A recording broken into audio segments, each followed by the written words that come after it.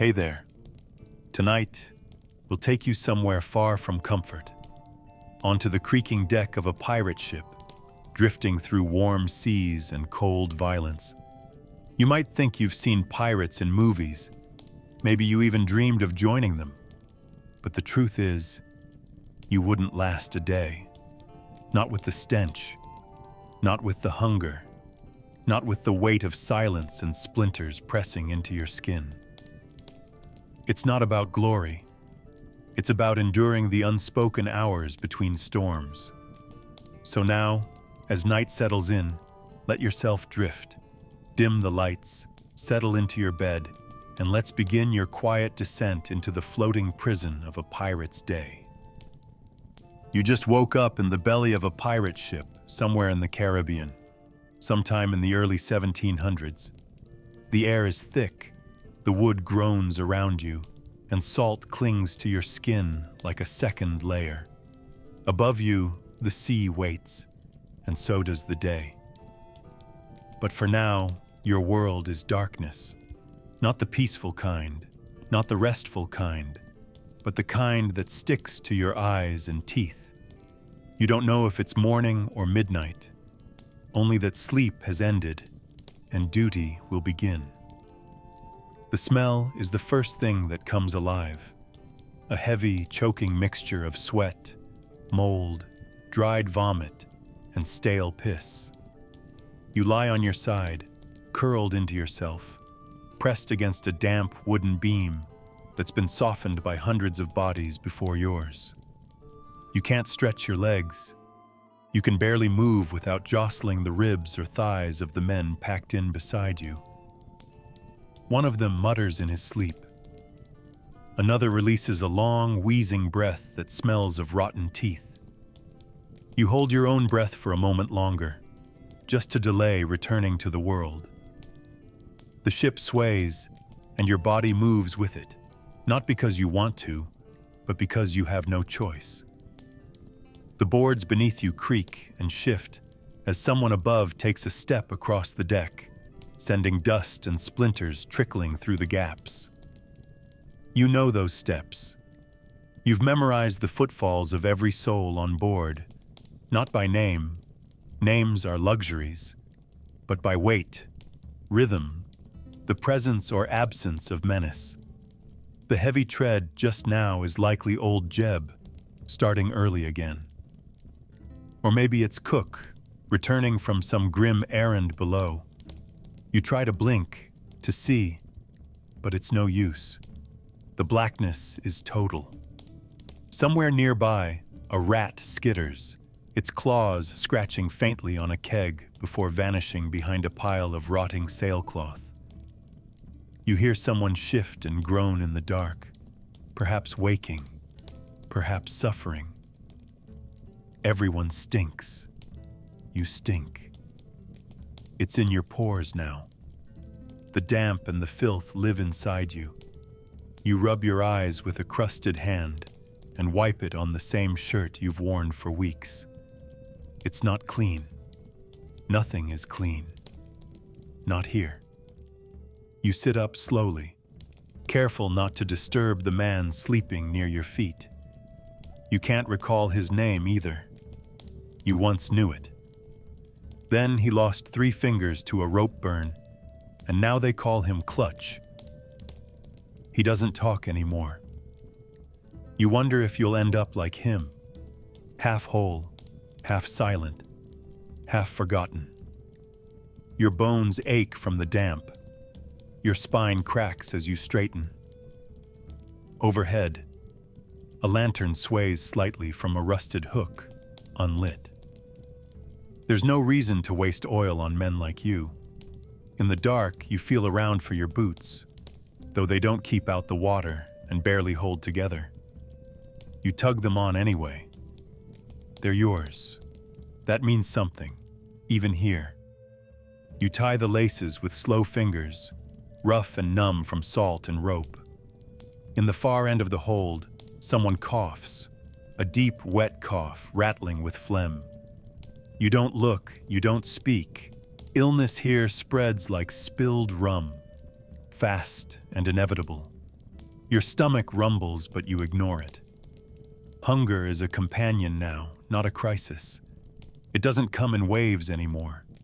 It's just there, like the wood, the water, the dark.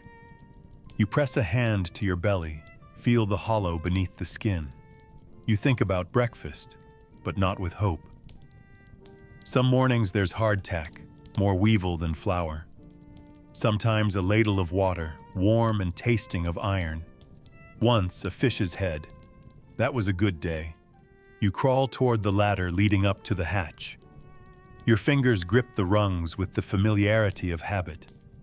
The wood is damp, always damp, and soft to the touch in places where it should be hard. You climb slowly, trying not to make a sound, even though no one cares. Or perhaps they do.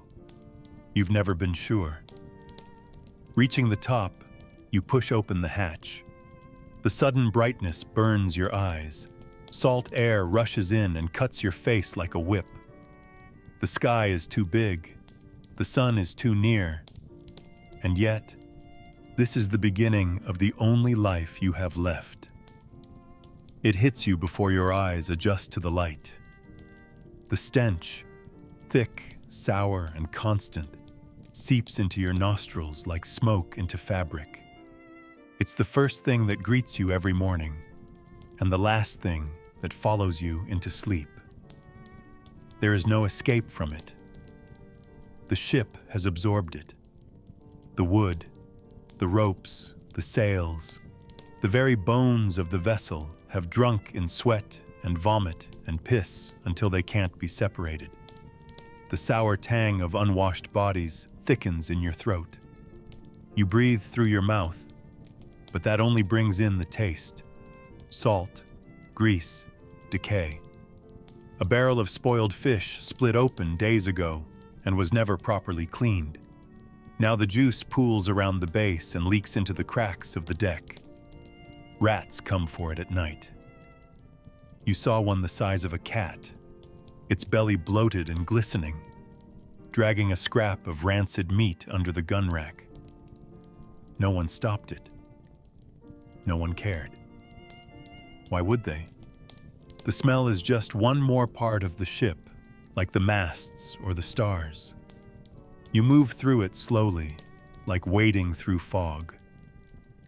Every step on the deck brings you past another source, a pile of rotting sailcloth, soaked through and left to dry in the sun until it turned into a crust of mildew and barnacle dust.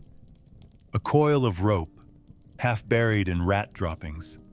A wooden bucket, long since cracked and leaking, that once held human waste but now holds nothing but memory. Your own clothes are part of it too. You stopped noticing the exact day your shirt turned stiff. Salt from your own skin dried it into a crust. The collar is dark with oil and grime. Your pants smell like seawater and blood, and your socks haven't been changed since you came aboard. But there's no shame in it. Everyone stinks. The captain stinks. The powder boy stinks. Even the sky seems to carry it now, as if the wind has given up trying to blow it away.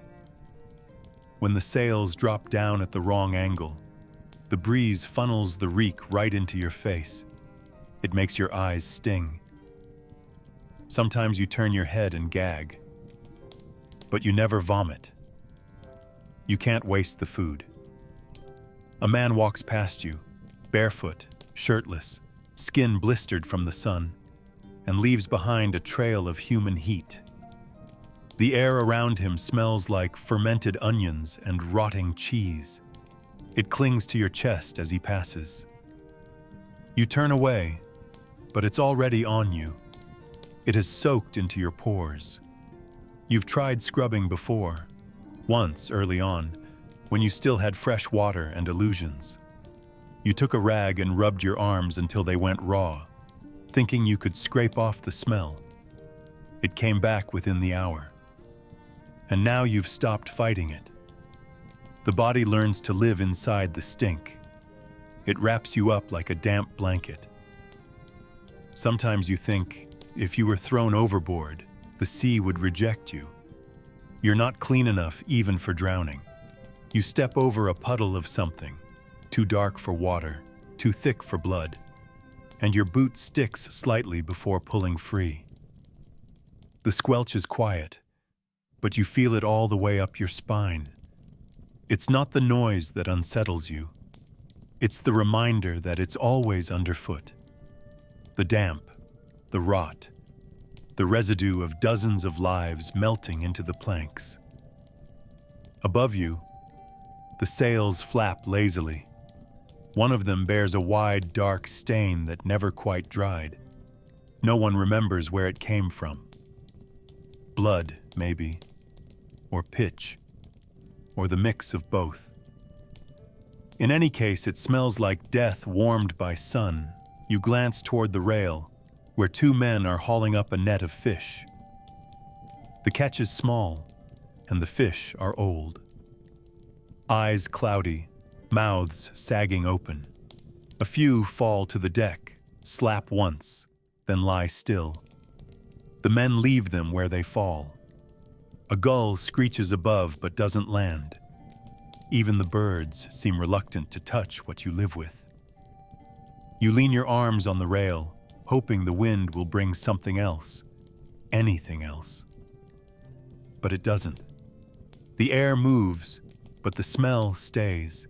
It trails you like a dog. It seeps into your sleep. You dream of it. You wake with it. You carry it in your skin, in your breath, in the quiet spaces between thoughts. And still, you endure. Because there is no other way. Because to complain is to waste the little energy you have left. Because if you really noticed it all the time, you'd lose your mind. And because, perhaps deep down, you've started to believe that this is simply what the world smells like now. There is no such thing as personal space here, not in the truest sense. Your body exists in fragments, knees tucked beneath someone else's ribs, a shoulder pressed against a thigh, toes curled to avoid brushing a stranger's neck. The floor of the hold is not flat, but molded by bodies, hardened by repetition. Every plank bears the memory of weight, of sweat, of restless limbs. You wake up tangled, not just in your own limbs, but in a mess of others.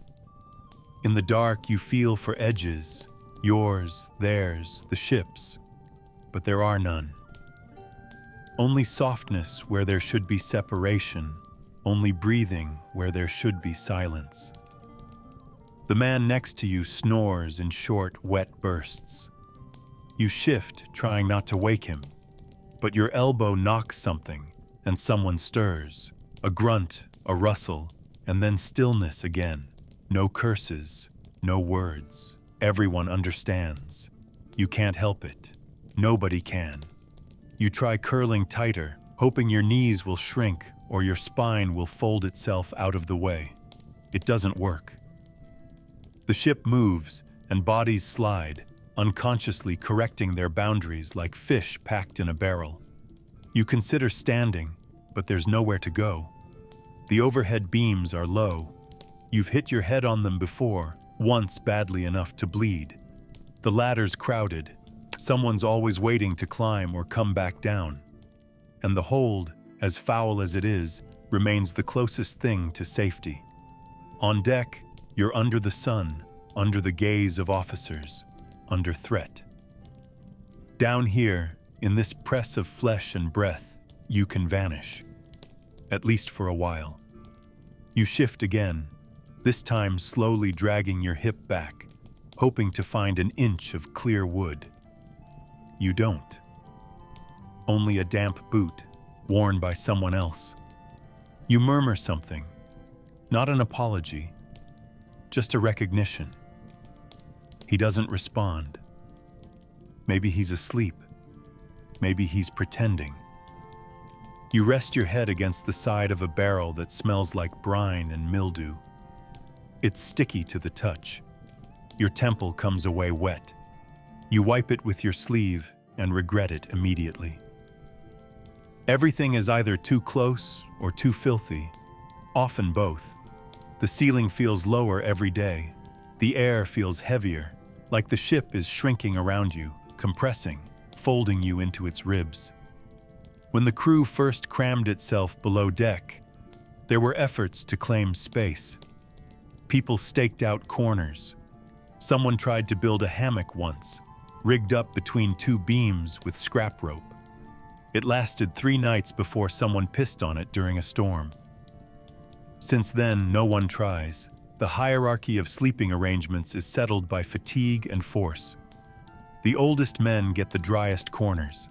The strong ones sleep near the hatch, where the air is marginally fresher. You get what you can. Sometimes you're lucky. Most nights you're not. You learn to fall asleep with a knee in your back or a hand on your ankle. You learn to accept breath that's not your own brushing against your face. You learn to ignore snores, mutters, groans, the occasional kick or shifting weight. No one's doing it to you. They're just doing it near you. That distinction is the last thread of peace you're allowed. The younger ones sometimes whimper in their sleep. You once heard a man crying softly, trying to muffle it in the crook of his elbow. No one stopped him. No one offered comfort. There's no room for that either. You lie back again, eyes open now in the gray gloom, and stare upward. The wood above you is streaked with soot and salt. Someone carved a name into one of the beams. The letters are shallow and cracked, unreadable now. Maybe it's your name. Maybe it never was. The rocking of the ship sends a wave of motion through the bodies around you. One man shifts, another turns. Someone rubs his eyes and sits up, coughing.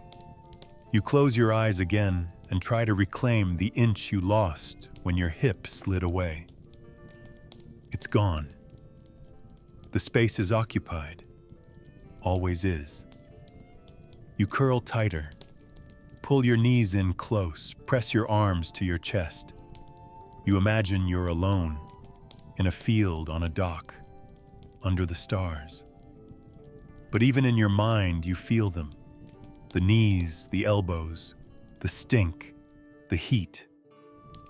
And so you open your eyes and stare at the rotting beam again and think perhaps this is what it means to live on a ship like this. Not just to survive, but to shrink.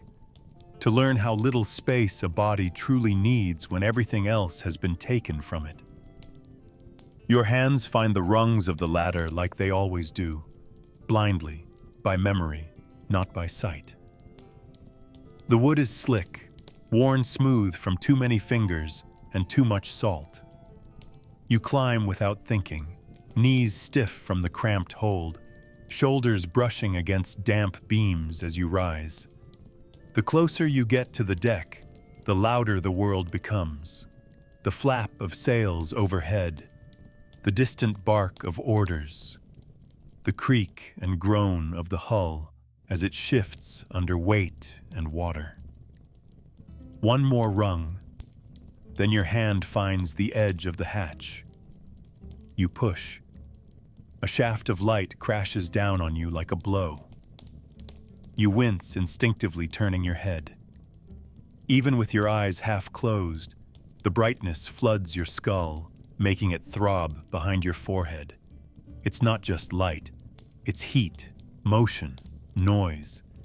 You hear gulls screeching, boots slamming, the ocean's constant breathing.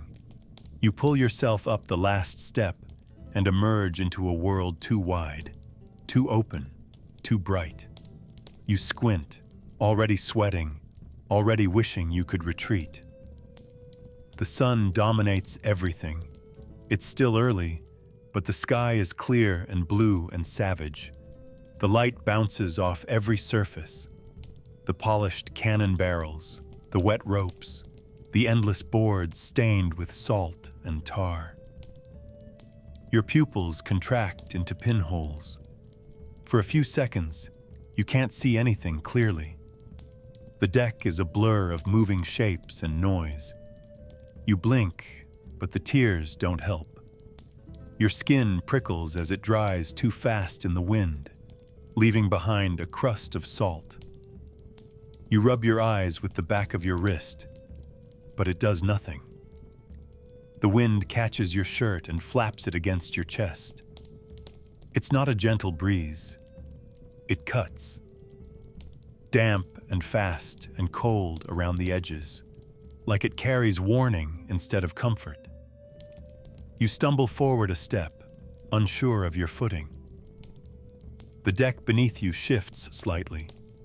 Not from the sea, that's always there, but from the men walking across it, dragging crates, pulling lines, swabbing the boards with grim determination. No one notices you. No one greets you. You're just another shape in the light. You take a breath, expecting air, and get salt instead. It scrapes your throat going down, raw and metallic. Your nose fills again with the heavy stew of rot and sweat that never leaves the ship, only mixes with the sting of the ocean to become something sharper. You swallow hard and move along the edge of the railing, blinking through the blur. The horizon is everywhere, flat, distant, unchanging. Just ocean in every direction. No land, no trees, no sky breaks. Just blue and glare. A gull screams above and dives, then changes its mind and lifts away again. You watch it go and feel the hollow stretch of your own hunger in your gut. A man passes you, shirtless and covered in old scars. He doesn't look at you. He smells of blood and old fish and tobacco. He leaves a warmth in the air that isn't welcome. You keep moving, though you have no place to be. Orders haven't been given yet. You're not late, not yet. But you know they'll come soon. They always do. Your eyes finally begin to adjust. Shadows take shape. Details emerge. You see the sails overhead. Great white shrouds, patched and frayed, creaking under the pull of the wind. You see the rigging, black lines against the sky, like a giant spider's web. You see the mast, solid, immense, cracked with age but still standing. And you see the men, climbing, tying, shouting, sweating. No one looks happy. No one sings, not like in the stories. This isn't adventure. This is maintenance. This is survival. You hear someone bark an order at the far end of the deck, and a boy, barely more than 10, runs to obey, his bare feet slapping the boards. He disappears behind a barrel. You look away. The sun still hurts. You rest your hands on the rail, feeling the grain of the wood, rough and swollen. You stare out at the water, trying not to think, trying to keep your stomach from turning, trying to remember that this is the best part of the day. The open air, the space to stretch your spine, the freedom to breathe, even if it's all too bright, too loud, too exposed. You don't love it, but you fear what waits below even more.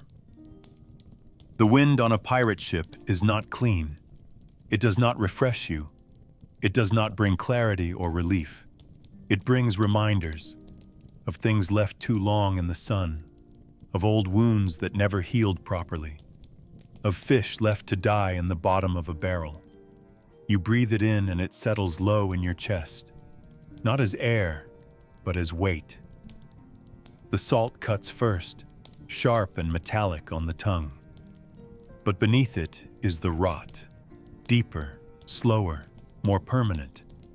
It clings to your face, to the hairs in your nose, to the soft corners of your throat. It is the smell of men who haven't washed in weeks, of spoiled rations crumbling into the cracks of the deck, of seawater soaked into everything and left to ferment under the sun. When the ship rocks, it stirs the layers of stench. the slick underneath the planks, the fish oil ground into the wood, the breath of men exhaled and reabsorbed 100 times. You turn your head and try to find a better breeze, but there isn't one. The wind is everywhere, and it carries the same truth. Nothing here is clean. The sails flap overhead with a slow, wet sound. They too are soaked in salt and age. You can smell them when the wind catches just right. Cloth turned sour, ropes turned musty. The rigging squeals as a man pulls himself upward, and as he climbs, bits of dried seaweed fall from the fibers. You smell that too. The ocean is always on you. Not the romantic sea of stories, but the real one, tepid, thick, unrelenting. It seeps into your pores, into your socks, into your mouth. You've stopped tasting food separately from it. Everything you eat tastes like brine. Every drink has a tinge of wood or iron. Even the rain, when it comes, is warm and smells of mold. Someone swabs the deck a few feet away. He pours a bucket of gray water, and the stench rises with the splash. A mixture of soap, rot, and something older. You know that smell. It's been here since the last man died and was wrapped in sailcloth. The stain on the deck never fully faded. You step around it now out of habit, not respect. The barrels lashed to the rail sweat in the sun. One of them leaks. The liquid beneath it pools slowly, turning from yellow to green. No one stops it. No one asks what it is. If it doesn't move or shout, it's not urgent. The crates beside it hold fish, or used to. They were hauled aboard 2 days ago, and someone forgot to clean them out. Now the flies have remembered. They circle lazily in the sun, buzzing over a thick, meaty odor that makes your jaw clench involuntarily. You pass by quickly, but the smell follows. It's not that strong, not sharp. It's just there. Persistent. Familiar. Like a bruise you stopped noticing because it never left. You hear someone nearby clear his throat and spit over the side. The glob hits the water with a faint splash. That, too, smells. Strangely, it does. You wonder what you'd smell like if you went overboard. If the sea would notice you at all. Or if it would just take you in like everything else. Without change. Without resistance. One more piece of rot returned to the whole. Even the breeze coming off the water brings no comfort. It smells of sea creatures crushed in nets, of algae baked on rocks, of waste dumped days ago and left to stew. The surface sparkles under the sun, but the smell tells the truth. There's decay underneath. You think you could smell land if land existed. Trees, earth, flowers. But those smells are gone from memory now. Or maybe they've been buried under this one, the constant one. Sometimes, when the wind shifts fast and sudden, it punches into your face like a slap. It turns your stomach. It brings bile to your throat. You swallow it. Everyone does. Because complaining is like breathing. It doesn't change anything. A man near the mast retches once, then steadies himself. No one asks if he's sick. Everyone's sick, in some way. The air just makes it easier to see it, feel it, carry it. You wipe your nose on your sleeve and it comes away slick. Salt, sweat, something else. Maybe it's always been like this. Maybe the ship was born this way. Maybe the rot came with the wood, and now it lives in you too. There's no privacy onto pirate ship. Not for anything.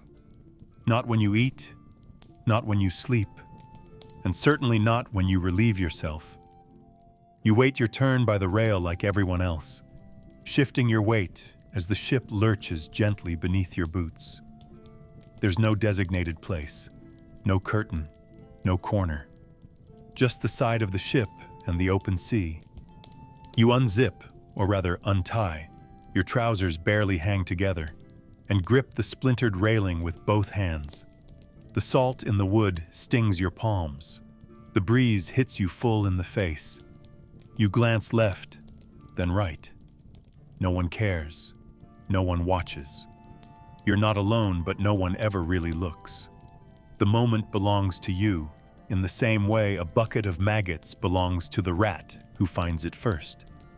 That is to say, barely. The ship rocks, and your feet adjust, knees bent slightly to stay balanced. You lean forward, you exhale, and you let go.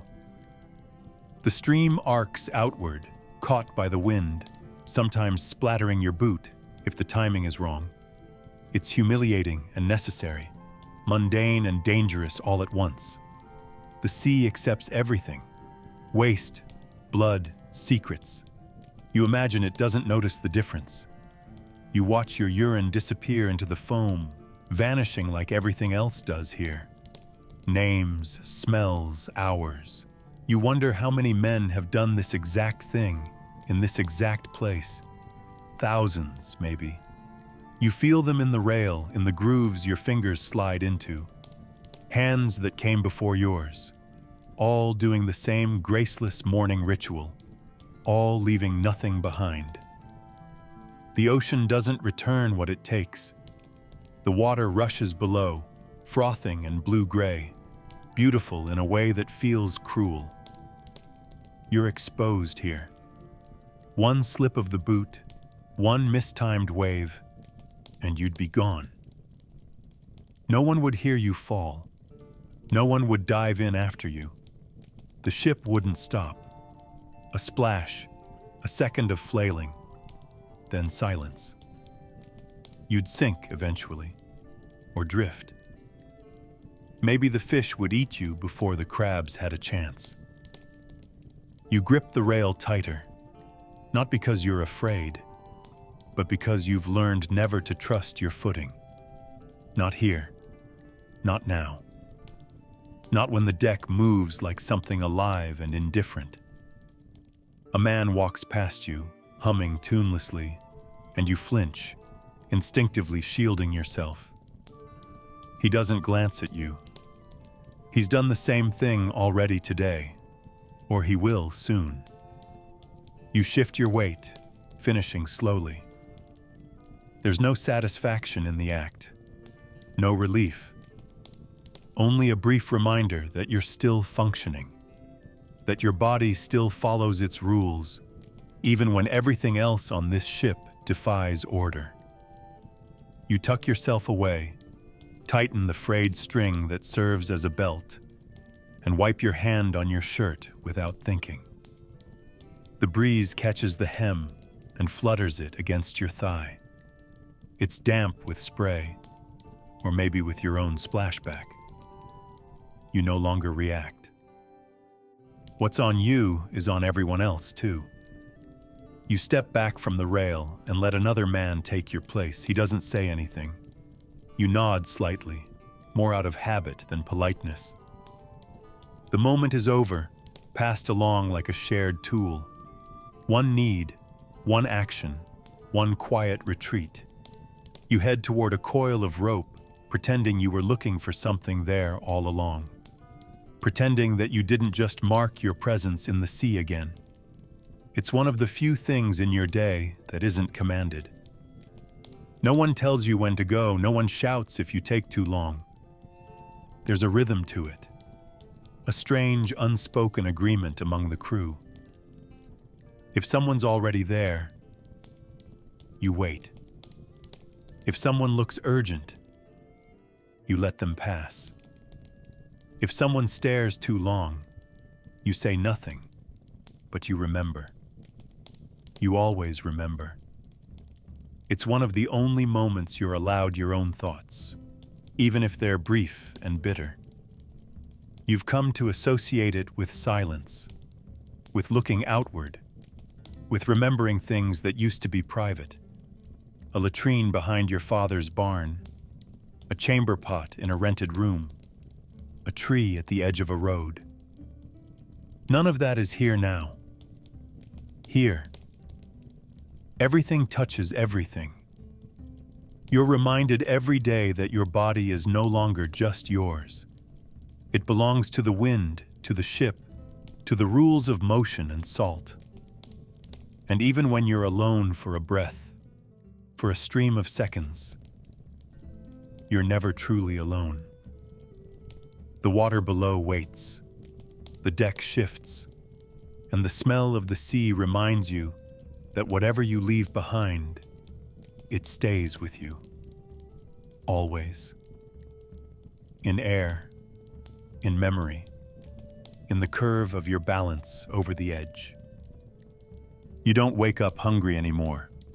Hunger has settled into your bones like cold, constant, dull, and never sharp enough to scream.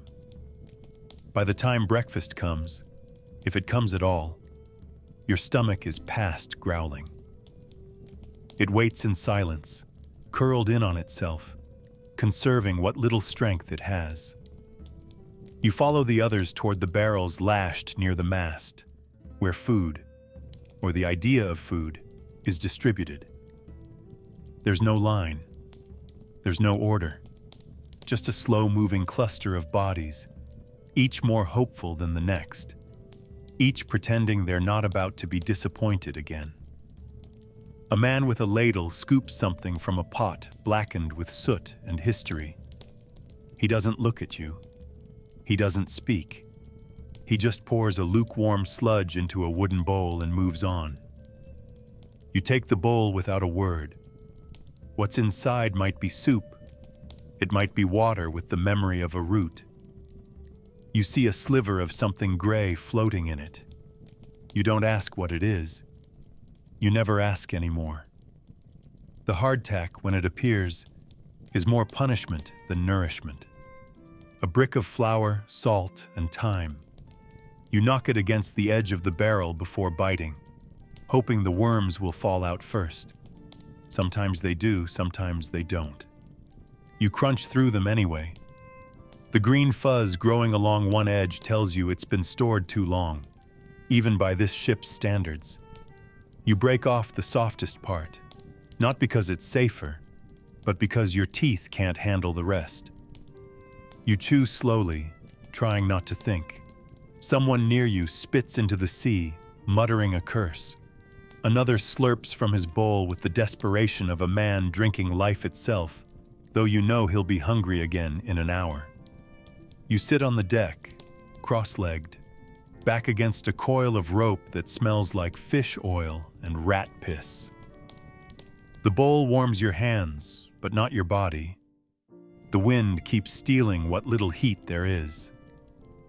You take a sip, feel the liquid slide down your throat like thin mucus, and will yourself not to gag. It's not the taste that turns your stomach. It's the knowing. The knowing that this is it. This is fuel, not pleasure. This is habit, not comfort. Once, long ago, you would have called this unthinkable. You remember bread. Not just bread, fresh bread. Crusty, hot, soft inside. Butter, maybe even jam. Those things were real once. They happened. You close your eyes and try to summon the smell of it, the way you might summon a ghost. You can't. All you smell now is salt, mildew, and the sour tang of unwashed men. The past doesn't visit your mouth anymore. You eat what's in front of you because not eating is worse. A man once tried that, refused food for 3 days. They found him collapsed by the mast, lips cracked, eyes glazed. He didn't die, but they whipped him anyway. Said he was wasting rations. Said he was making the rest of them feel guilty. Now he eats, now they all do. You take another bite, another sip. You chew, you swallow. You feel nothing. That's the goal. That's what breakfast teaches you. Numbness is survival. By the time you finish, the bowl is barely touched. Half the liquid has spilled down your chin, the other half lost to the tilt of the ship. You wipe your mouth with your sleeve and set the bowl aside for someone else. Someone always wants the leftovers. You don't look to see who takes it. You don't want to know. You stand, knees cracking, stomach heavy in a way that isn't fullness. It's a dull ache, coated in salt and resignation. You look around and see the others doing the same, rising, stretching, pretending they've eaten enough. A few men joke, low and forced. Laughter doesn't carry here. It dies before it reaches the sails. One man licks his fingers with exaggerated delight. No one laughs. No one tells him to stop. You turn away, ready for the next task, whatever it is.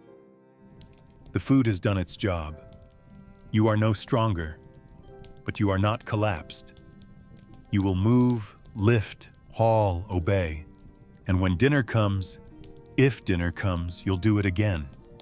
Not because you want to, but because that's what bodies do, even when souls are starving. He stands near the helm, motionless, hands behind his back, boots planted wide for balance, and eyes that never stop moving. The captain. You don't hear his voice often. That's part of the terror. Orders come through others. The quartermaster, the boatswain, sometimes even the cook, but never him directly. And yet everyone obeys, because his silence is heavier than shouting. It wraps around the deck like rope, tightens with every glance, every pause. He sees everything, not just the mistakes, but the thoughts that come before them. His eyes are pale, almost colorless, and when they land on you, it's like ice pressed against your throat. You don't move unless you're sure. You don't look back unless he's looking away. No one jokes in his presence. No one lingers near him unless summoned. You once saw a man speak to him uninvited. Just one question, something harmless, something forgettable. The captain stared for a full 10 seconds. Then he turned away. The man didn't sleep well for weeks after. Nobody did. He doesn't pace. He doesn't fidget. He simply exists in stillness, like a shadow carved into the ship itself. You begin to sense his presence before you even see him. A tightening in the air, a quieting among the crew. Movements slow down. Eyes drop. Hands suddenly remember tasks. Even the wind feels like it shifts course when he appears. There's no cruelty in him, at least not the loud kind. He doesn't beat. He doesn't scream. He doesn't raise a hand unless it's absolutely necessary. That makes it worse. His discipline is cold and methodical.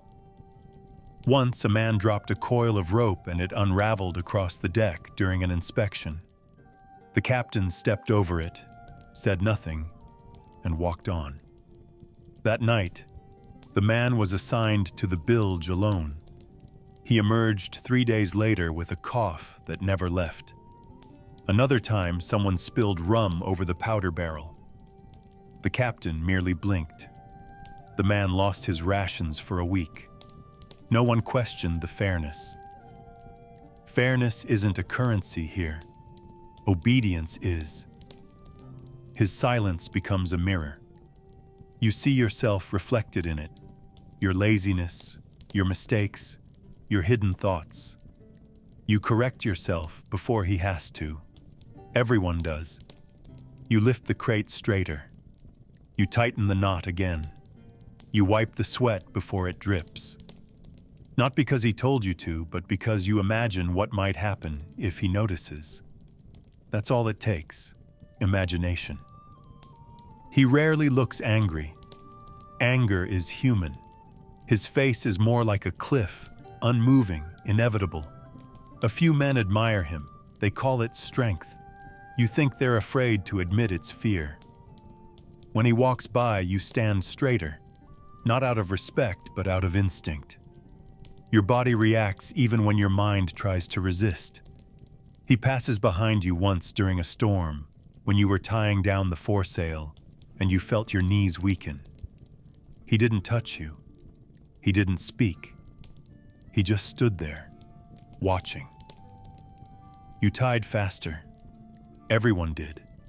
The sail held through the night. You wonder if he sleeps, if he ever smiles, if there's a past behind that face, a mother, a home, a childhood. You doubt it. He belongs to the ship, like the mast or the anchor. You've never seen him off the deck. He eats in silence, drinks little, never laughs. His coat is spotless, always.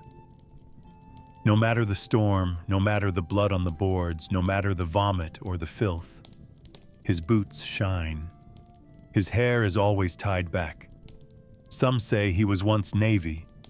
Others say he slit a captain's throat and took the ship by force. You believe both, or neither. It doesn't matter. What matters is the way his presence reshapes the air. When he's near, the ship itself feels tighter, smaller. The ocean gets quieter. Even your breath feels like it's borrowed. You avoid his gaze whenever possible. And when you can't, when those pale eyes find yours across the deck, you don't blink, don't speak, don't move. You just pray to whoever's listening that he keeps walking. And sometimes he does, and sometimes he doesn't. You start with the brush, not because it matters, but because someone tells you to, and that's enough. You kneel on the damp boards, bristles in one hand, bucket in the other sewn, and begin to scrub. The deck is already wet, with salt, with spilled grog, with something darker that might have been blood. But you scrub anyway. You work in circles, not because it helps, but because that's what you've always done. The brush slips in your hand. Your knees grind into splinters. The motion becomes mechanical, back and forth, elbow and shoulder. The sun rises higher, and your back begins to sting. No one says anything. Work doesn't need words. Around you, others are hauling crates or dragging ropes across the deck. Their movements just as slow, just as stiff. One man coughs. Another mutters a curse under his breath. You keep your eyes on the grain of the wood, watching grime peel away in long, wet smears. It doesn't feel clean. It never does. But someone has to do it. Today, it's you. When the brush is taken from your hand, you're sent to the barrels. There's always something to move.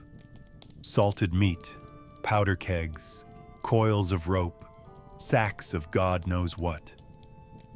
The barrels are heavy, their sides slick with humidity and filth. You bend, lift, and feel your spine protest.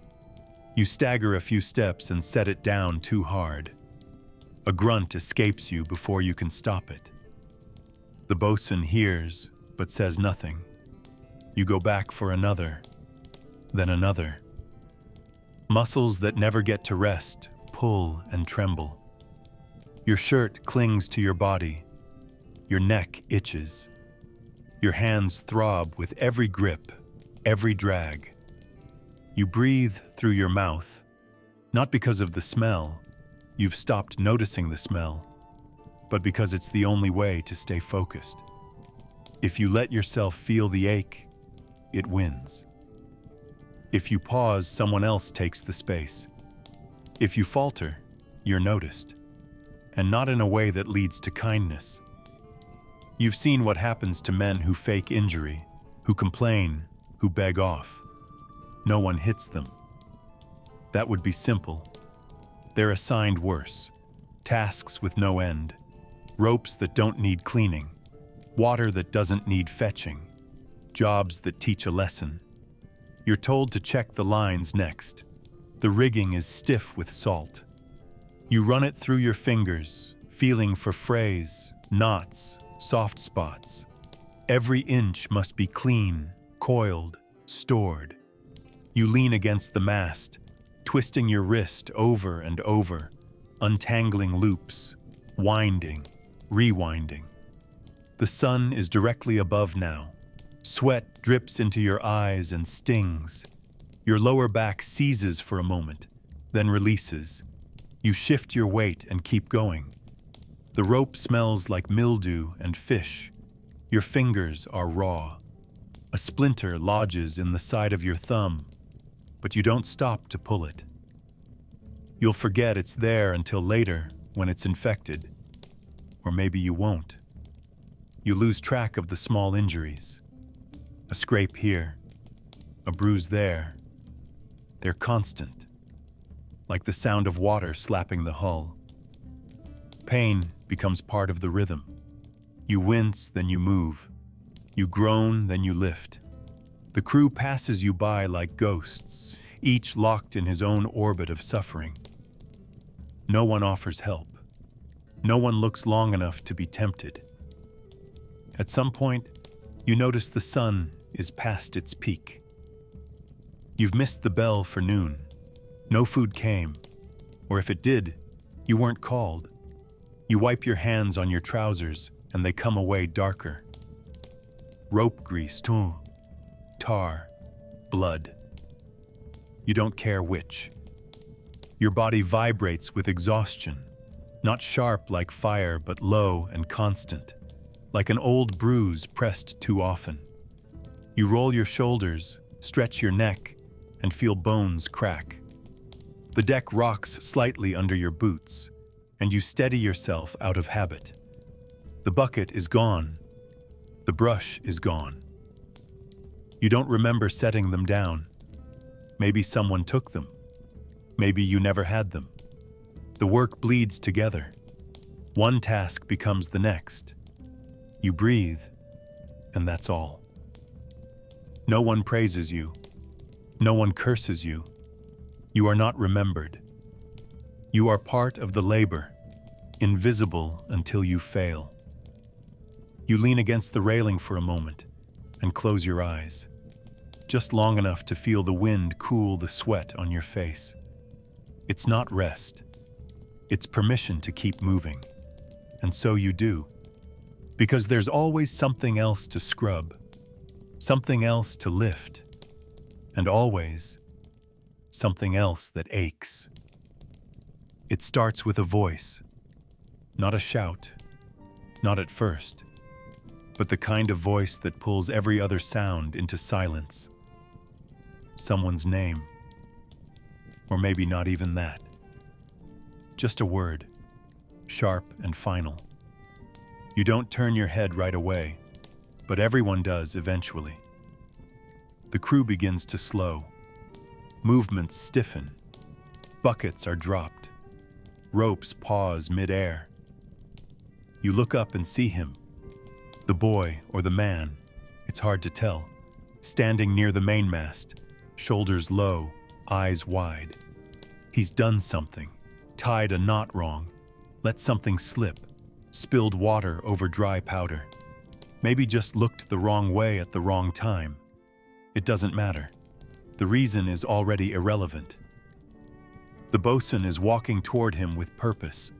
Behind him, two others follow, carrying a coil of rope and the thick leather strap. The punishment is going to be public. That's how it works here. Quiet failures get loud answers. The boy doesn't run. No one ever does. There's nowhere to run to. He's dragged to the center of the deck. Not roughly, almost gently, like a ritual. His shirt is pulled up over his head and tied, baring his back. It's narrow, bony, pale in places where the sun hasn't touched. The first blow comes before the crew has fully circled. It cuts the air like a crack of thunder. You flinch, not outwardly, but deep in the stomach. The boy jerks, but makes no sound. A second blow lands, then a third. The skin welts immediately. Red lines across flesh that was already bruised, already raw. You've seen this before. You've felt it before. If not on your own back, then on your soul. No one speaks. No one interferes. You glance at the captain. He's watching, arms crossed, face unreadable, a shadow under his hat, eyes sharp as glass. He does not nod. He does not flinch. This too is part of the order. The boy sways as the fifth strike lands. Blood appears, thin at first, then thicker. One of the lashes wraps around his side. He gasps. Still, no one moves. You think about looking away, but you don't. That would be noticed. You keep your eyes steady, locked somewhere near the boy's feet. The deck has a stain already, probably from someone else. The new blood joins the old like rain on dry earth. It's not a scream that finally breaks the silence, but a whimper. Small, pathetic, human. That's what does it. That's what settles the lesson. The next blow is softer, almost ceremonial. Then another. Then it ends. The boy collapses forward, arms tied, mouth open, eyes closed. They leave him like that for a few minutes. A warning written in flesh, a message spelled out in red. You don't know his name. You won't ask. You'll hear it again only if he dies, and someone needs to say where his hammock should go. The crew begins to move again. Slowly, reluctantly. The ship feels heavier now, as if the wood has absorbed the moment and doesn't want to let go. You pick up your rope again, or your brush, or your bucket. You pretend your hands aren't shaking. Later, someone unties him. He's rolled onto his side, barely conscious. A crust of salt and blood forms quickly where skin is broken. No one helps him stand. He crawls to the shadows, curls against a barrel, and doesn't speak. You wonder how long he'll last. Some don't. Some disappear after the first beating, either over the rail or into themselves, never quite returning. Others harden. They grow quiet and sharp, and learn to avoid every eye, every order that isn't spoken directly. You don't know which one this boy will be. You don't want to know. You tell yourself it could have been worse, that sometimes they don't stop after 10 lashes, that sometimes they use the rope with knots, that sometimes the body left behind doesn't move again. You tell yourself that silence is mercy, that doing nothing is survival. And maybe it is. Maybe this is just what discipline looks like here. Slow, loud, and permanent. You go back to work. You lift. You scrub. You obey. And somewhere behind you, someone bleeds a little longer in the name of keeping order afloat. The order comes with the gesture, not words. A tilt of the head, a nod toward the ropes, a look that says, move now or regret it. You step forward, legs heavy, fingers already aching before you touch the line. The sail creaks above you, bloated with wind, straining against its rigging like a beast that doesn't want to be tamed. You take your place beside two others. No one speaks. You all know what comes next. You wrap your hands around the rope, thick, wet, and coarse, and the fibers bite before you've even pulled. The call comes sharp and fast. Heave! You brace your feet and lean backward, pulling with all your weight. The line jerks, shifts, slides an inch. Then again, again, again. Your arms burn. Your back screams. Your hands, already cracked and raw, begin to split anew. You feel the skin tear at the base of your fingers. You grit your teeth and keep pulling. The pain sharpens with each motion. The rope doesn't just rub, it grinds. It eats. It drills salt and sand into flesh that was never meant to be used this way. Blisters burst. Blood follows. But you don't let go, you can't. If the sail doesn't hold, if the rigging fails, the whole ship suffers. Or worse, you're noticed. You become the reason, and there is no mercy for reasons. So you ignore the sting. You press harder. You plant your feet wider. Your boots slide against the slick wood, and you adjust your stance by instinct, knees bent, shoulder dropped low. You find a rhythm with the others, a silent agreement in muscle and breath. The sail groans, then lifts. The line tightens. The wind catches. The whole mast shudders like it's waking from a bad dream. For a second, you feel it. Not pride, not success, but the smallest crack in the monotony. You did something. It hurt. It worked. That's all you get. That's more than most. When the last knot is tied and the sail is full, you step back, arms hanging limp at your sides. Your hands are shaking. Your fingers won't straighten. You look down and see blood in the grooves of your palm, seeping from skin that's begun to peel. The salt air finds every cut. It burns without warning, without apology. You flex once, twice, and your whole arm seizes. One of the others spits on the deck and walks off. The second wipes his hands on his shirt and gives you a glance. Not sympathy, just acknowledgement. He saw you pull. That's enough. You stagger toward the rail and lean against it, breath shallow, heart thudding. The wind slaps your face, cool and sharp, but it doesn't help. It never does. You close your eyes for a moment. The sun presses against your eyelids like a thumb. You listen to the creak of wood, the snap of canvas, the gulls calling overhead, and under all of it, your own pulse, slow and heavy, pounding against the pain in your palms. You don't bandage the wounds. There's nothing to wrap them with.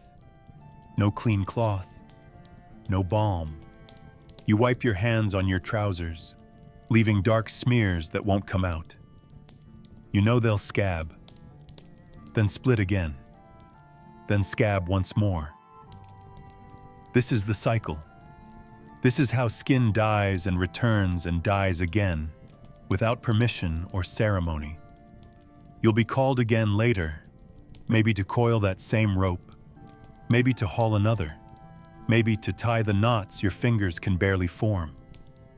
You'll do it because that's what your body is for now.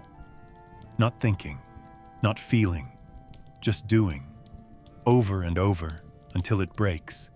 And even then, maybe you'll keep going a while longer. The sail flaps above you, full now, proud in the wind. No one cheers, no one rests. The work moves on. You shake your hands, trying to bring life back to them, and bits of skin fall like dust. You watch them scatter and vanish into the wind. And then you turn back toward the next order, whatever it is, because you know it's already on its way. The sun is directly overhead now, and it doesn't warm. It punishes. It hangs in the sky like a glowing hammer, striking down with heat that feels almost solid. Your shirt, already soaked through from sweat and sea spray, clings to your back like a second skin. It traps the heat in, holds it close, stews it against your spine. Every movement is a reminder of where the fabric rubs raw. Along your shoulders, under your arms, across the base of your neck. You can feel the salt from your own sweat crystallizing in the folds, scratching as you shift, as you bend, as you breathe. The boards underfoot are hot to the touch. You walked across them barefoot once, early in the voyage. You didn't make that mistake again. The soles of your boots soften in the heat, absorbing it until your feet pulse inside them. The deck seems to radiate light now. There are no shadows, no corners of relief, just glare and haze and burning sky. Your arms move without thought. They have to. The task at hand, lifting, tying, dragging, sorting, isn't difficult on its own. It's the repetition, the pressure of time, the weight of the sun that makes it unbearable. You lift a crate and your fingers slip from the sweat. You adjust your grip and the wood bites into your palms. You drag it across the deck, every step accompanied by a drop of sweat rolling down your forehead, stinging your eyes. You don't wipe it. You can't afford the second it takes to lift your hand. Your vision blurs. The salt makes your eyes red. You squint through the burn and keep moving. No one stops. No one slows. The crew moves like an exhausted beast with many legs, creaking, grunting, silent. The groans of effort are low and constant. Breathing becomes labor. The air feels thick, as if it's been boiled. Each inhalation scalds your throat a little more. There is no breeze now, just the taste of sun and the weight of your own skin. You glance around and see the same story written across every body. Bent backs, glistening scalps, reddened necks. The skin of the older men is leathered and cracked, the younger ones blistering already. One man works with his shirt off, his back a patchwork of scars and peeling sunburn. Another has tied a cloth around his head, but it's already soaked through, hanging heavy over his eyes. You see a bucket of water resting near the mast, but it's not for drinking. It's for cleaning or cooling the ropes. You want to dip your hands into it, just for a second, but you don't. You know what that would look like: weakness, hesitation, comfort-seeking, all things that attract attention. The kind you don't want. So you press on. You move with the sun on your shoulders, your neck prickling under it, your back screaming. Your mouth is dry. Your lips crack when you try to swallow. You can almost hear your skin sizzling, as if the heat has found a way inside you now. A part of you wonders if this is how meat feels in a pot. Slow, soft, giving up. There's no break, no bell, no shade. Time melts just like everything else. You think of the word noon as a joke, as if there were any real difference between the hours now. The sun just rises, burns, and eventually fades. You don't track the time by the sky anymore. You track it by the pain. When the pain shifts from ache to numbness, you know you're near the peak. When your mind starts to drift, when the heat begins to feel distant, almost quiet, that's when you know you're close to collapse. You focus on the rope in front of you. You focus on the crate, on the sail, on the task. One more knot, one more drag, one more pull. That's how you survive the sun. Not by fighting it, not by enduring it, but by slicing it into seconds you can pretend to manage. You don't ask for mercy. You don't expect relief. You don't even dream of clouds. You just keep moving under the white-hot eye of the sky. Because everyone else does. Because no one has fallen yet. Because you don't want to be the first body to drop and remind the others that even the sun can kill. Silence is not a rule written anywhere, but it's understood.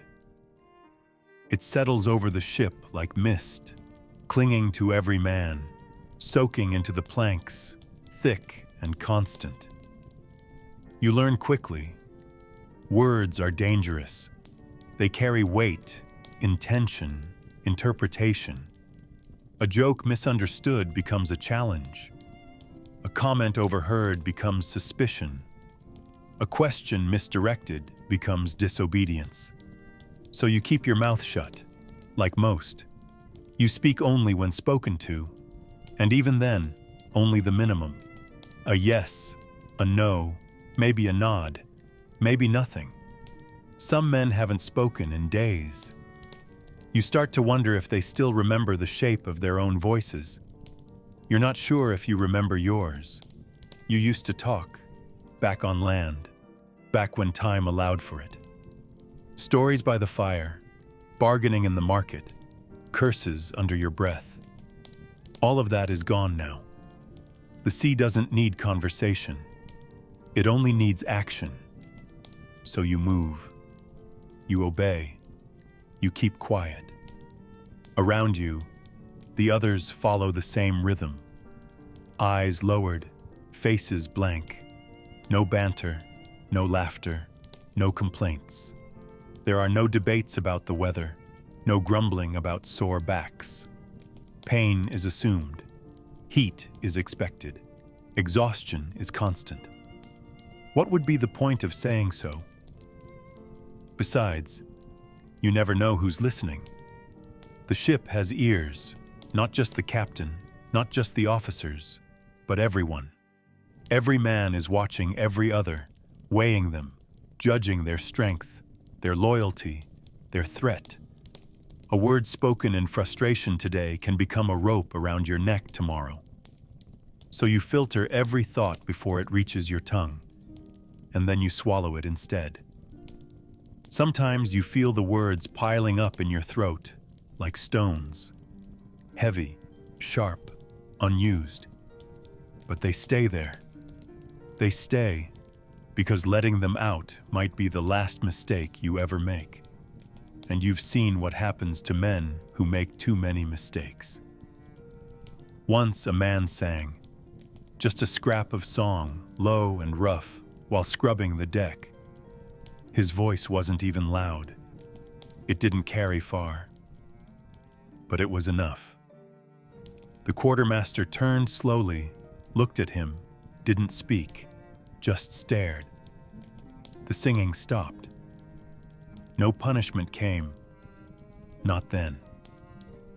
But that same night, the man was given double watch. The next morning, his food was missing. A week later, he slipped on a wet beam and broke his wrist. No one helped him up. No one offered sympathy. He left the ship at the next port. Or maybe he was pushed. You never asked. You never needed to. The silence told the story well enough. Now even humming feels like defiance. The only sounds are the ones required. The calls of orders, the creak of wood, the slap of water against hull. And the rest, the words, the thoughts, the screams, stay buried somewhere inside the walls of your ribs. You start to forget what your voice used to sound like. You open your mouth sometimes, in the dark, just to exhale with a shape behind it, as if testing your throat. But nothing comes. It's not fear that keeps you quiet anymore. It's instinct. Like blinking or breathing. You live in silence because silence keeps you alive. There's a kind of peace in it, twisted though it is. Without words, there's no misunderstanding, no false hope. Just work, wind, and waiting. You listen more now, to the way men breathe when they're scared, to the rhythm of boots crossing the deck, to the subtle shift in tone when a command carries danger. You read faces like maps, learn to understand gestures, shrugs, eye movements. It's a different kind of language, one built for survival. And so you carry on, mouth shut, ears open, back bent. Because here, talking is noise, and noise draws eyes. And eyes on this ship are the last thing you want. There's nowhere to hide. The deck is bare and wide open, every plank exposed, every corner swallowed by the same flat, brutal light. The sails offer no cover. When the wind is low, they hang limp and useless, letting the sun pour straight through the rigging like liquid fire. Even the masts, tall as they are, cast only slivers of shade that shift with the ship's roll and vanish the moment you reach them. You glance around, searching by reflex, by hope, for a shadow under a barrel, a gap behind the helm, a spot near the stack of crates. But there's nothing wide enough to crouch under, nothing tall enough to stand beside. Just glare, just heat, just sky. The blue above is too perfect, too clean, too empty. A sky that offers no forgiveness, a sky that watches you cook. Your body doesn't sweat anymore, it leaks.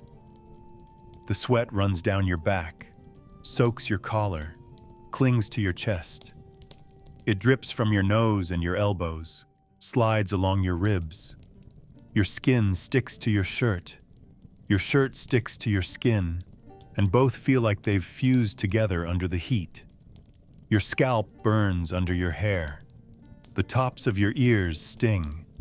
You wipe your brow again and again, but the relief lasts seconds. The salt from your own body stings your eyes, and when you blink, the lashes feel brittle and dry. Your lips crack when you open your mouth, and even your breath feels hot coming in and hotter going out.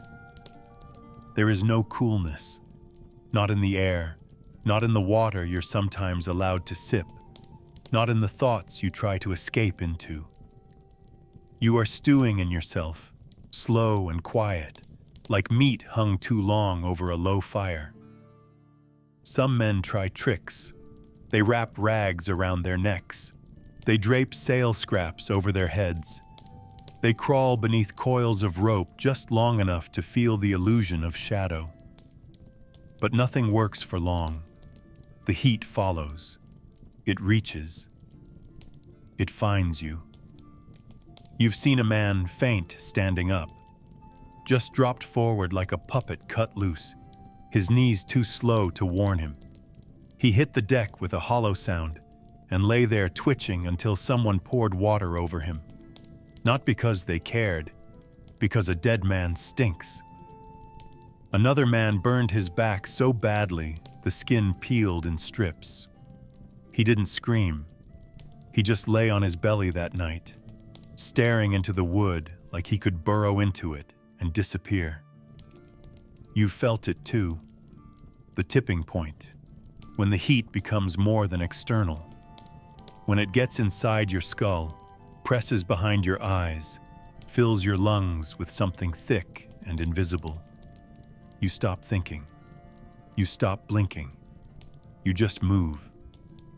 By midday, the deck itself feels alive, hot and groaning beneath your feet. Every step is effort. Every task is doubled in weight. A coil of rope feels like iron. A crate feels like stone. You don't speak. No one does. Words waste water. Words invite attention. You just exist. Bent, dragging, silent. You avoid the patches of deck where the pitch has softened. They stick to your soles, pull back with a quiet pop. You pray for clouds, but the sky doesn't change. Not ever. Not out here. You learn to work in pieces, to break time into tasks. Scrub this, haul that. Lift, drop, breathe, repeat.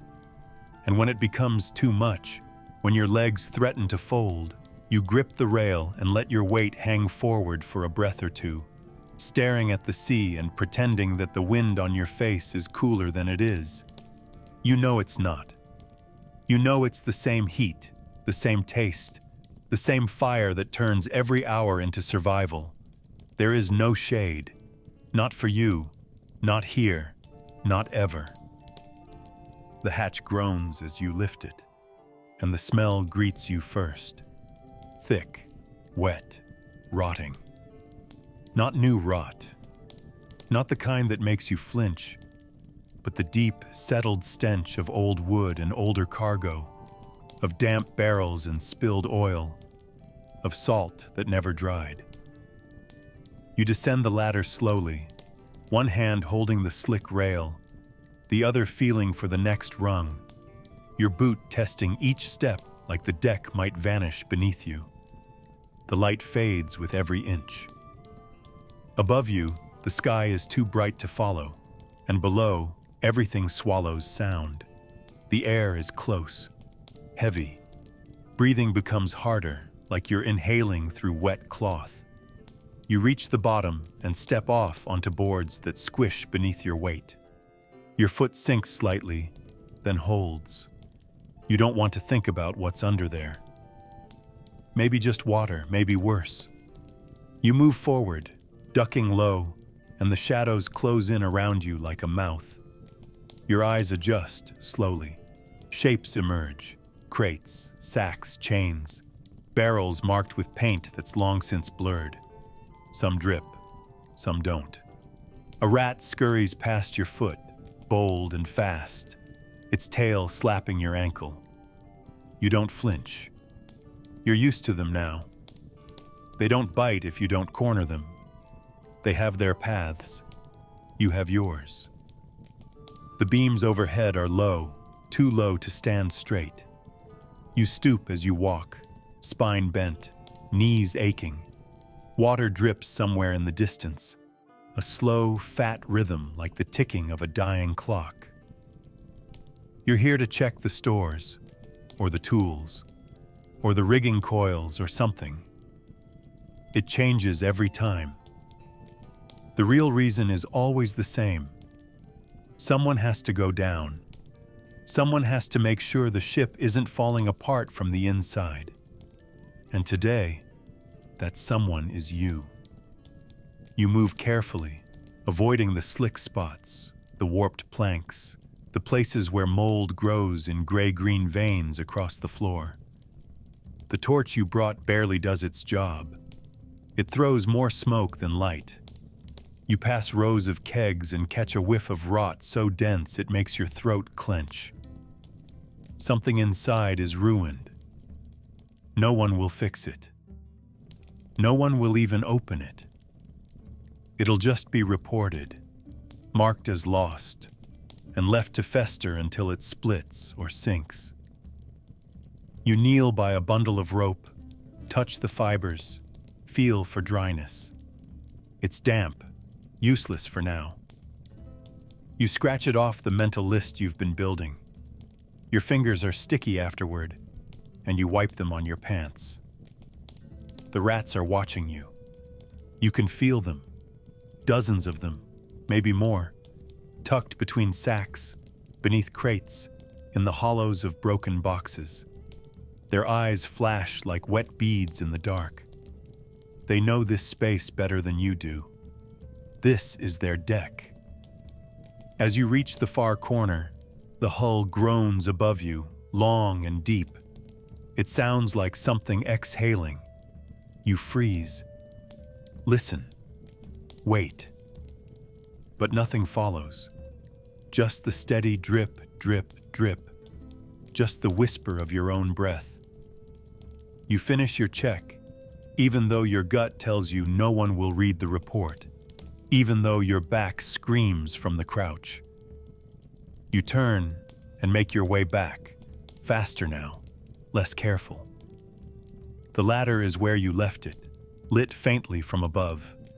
You climb quickly, boots slipping once on a damp rung.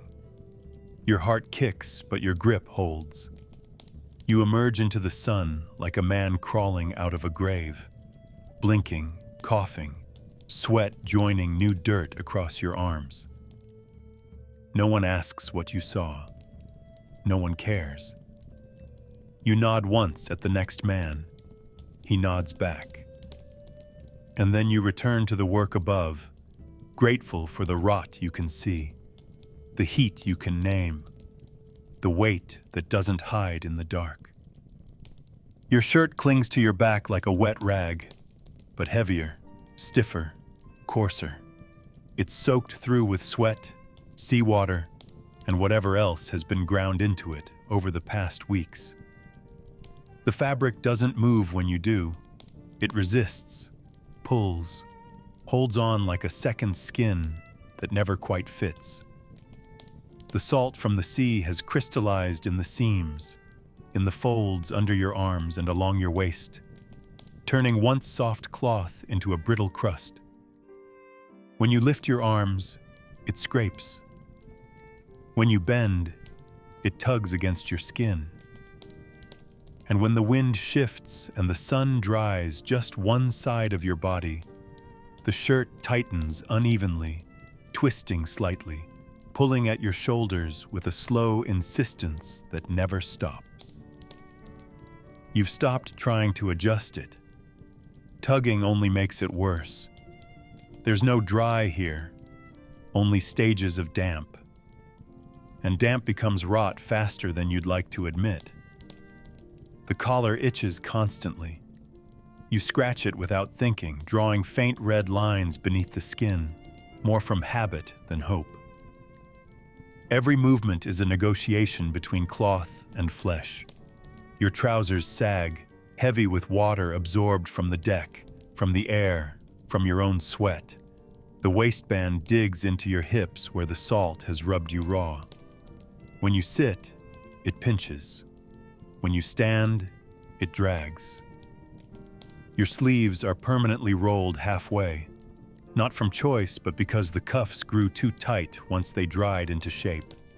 The fabric bunches at your elbows, cuts into the crook of your arms like rope. The first few days you thought you could rinse your clothes in seawater and start fresh. That was before you realized the salt only made things worse. Now the shirt holds the scent of everything you've done in it. The fish you hauled, the tar you scraped, the blood you wiped from your hands when no one was looking. You think about taking it off sometimes, just for a moment, letting the air touch your skin. But you remember the last time, the way it peeled off your back like old bark, the pain, the raw patches, the effort it took to pull it back on, inch by inch, over wounds that hadn't closed. Some men go shirtless.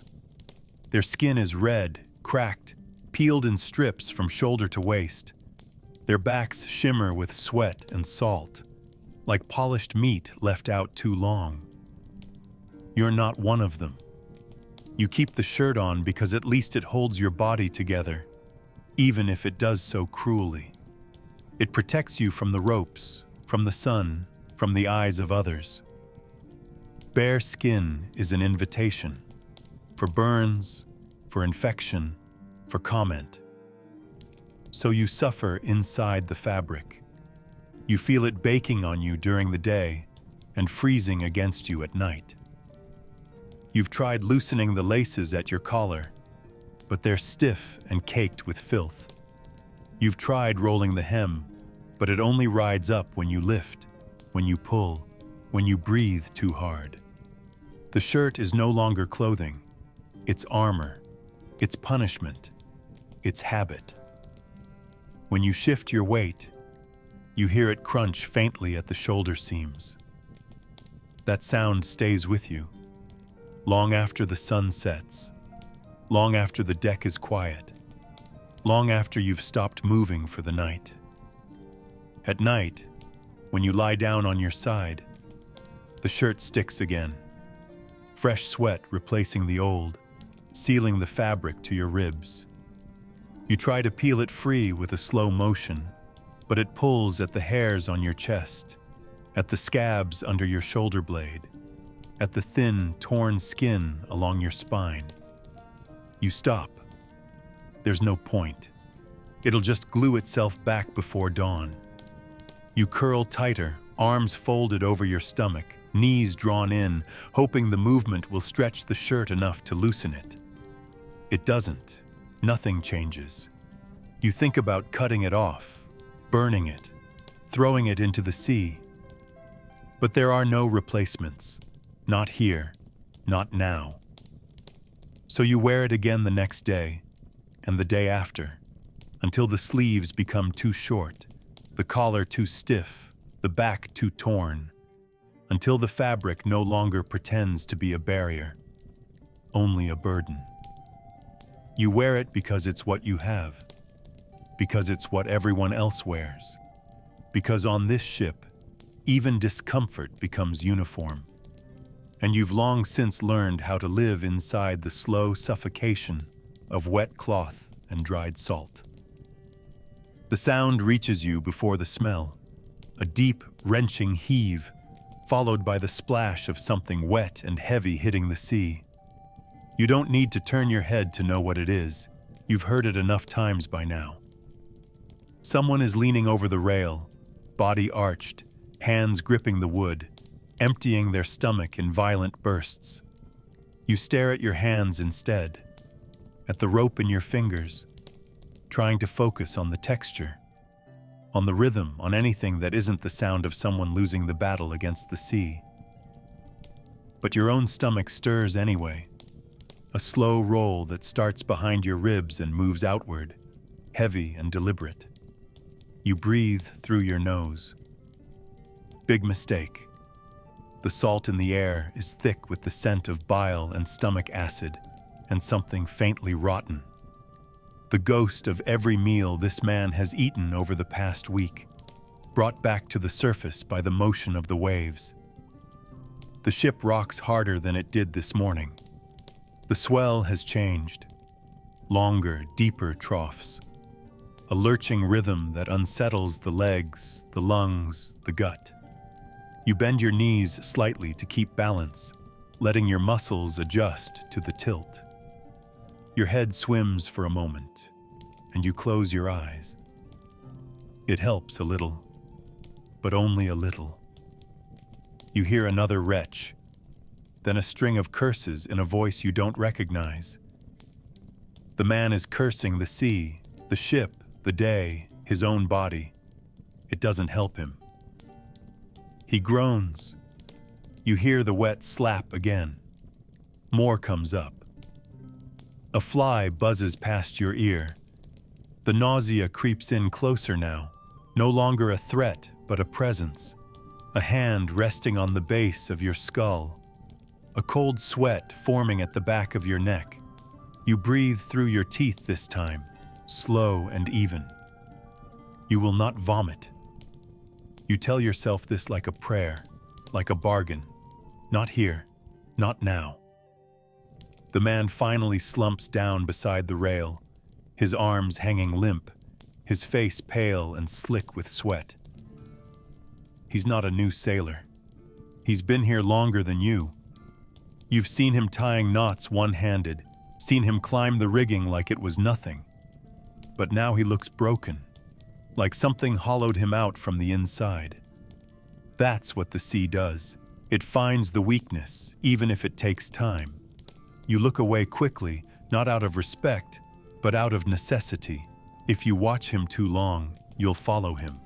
You've done it before, leaned over the same rail, stomach twisting, throat raw, nothing left but dry heaves and shame.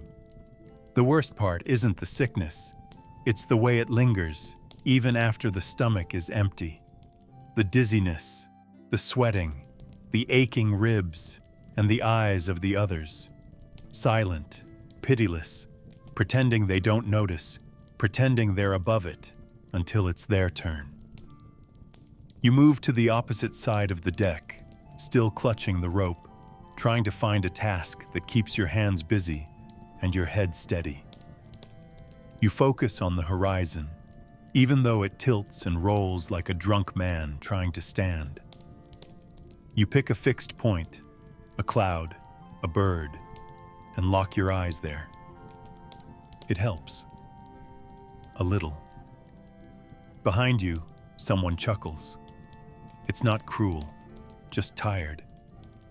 The kind of laugh that says, "Better him than me." You've heard that laugh before.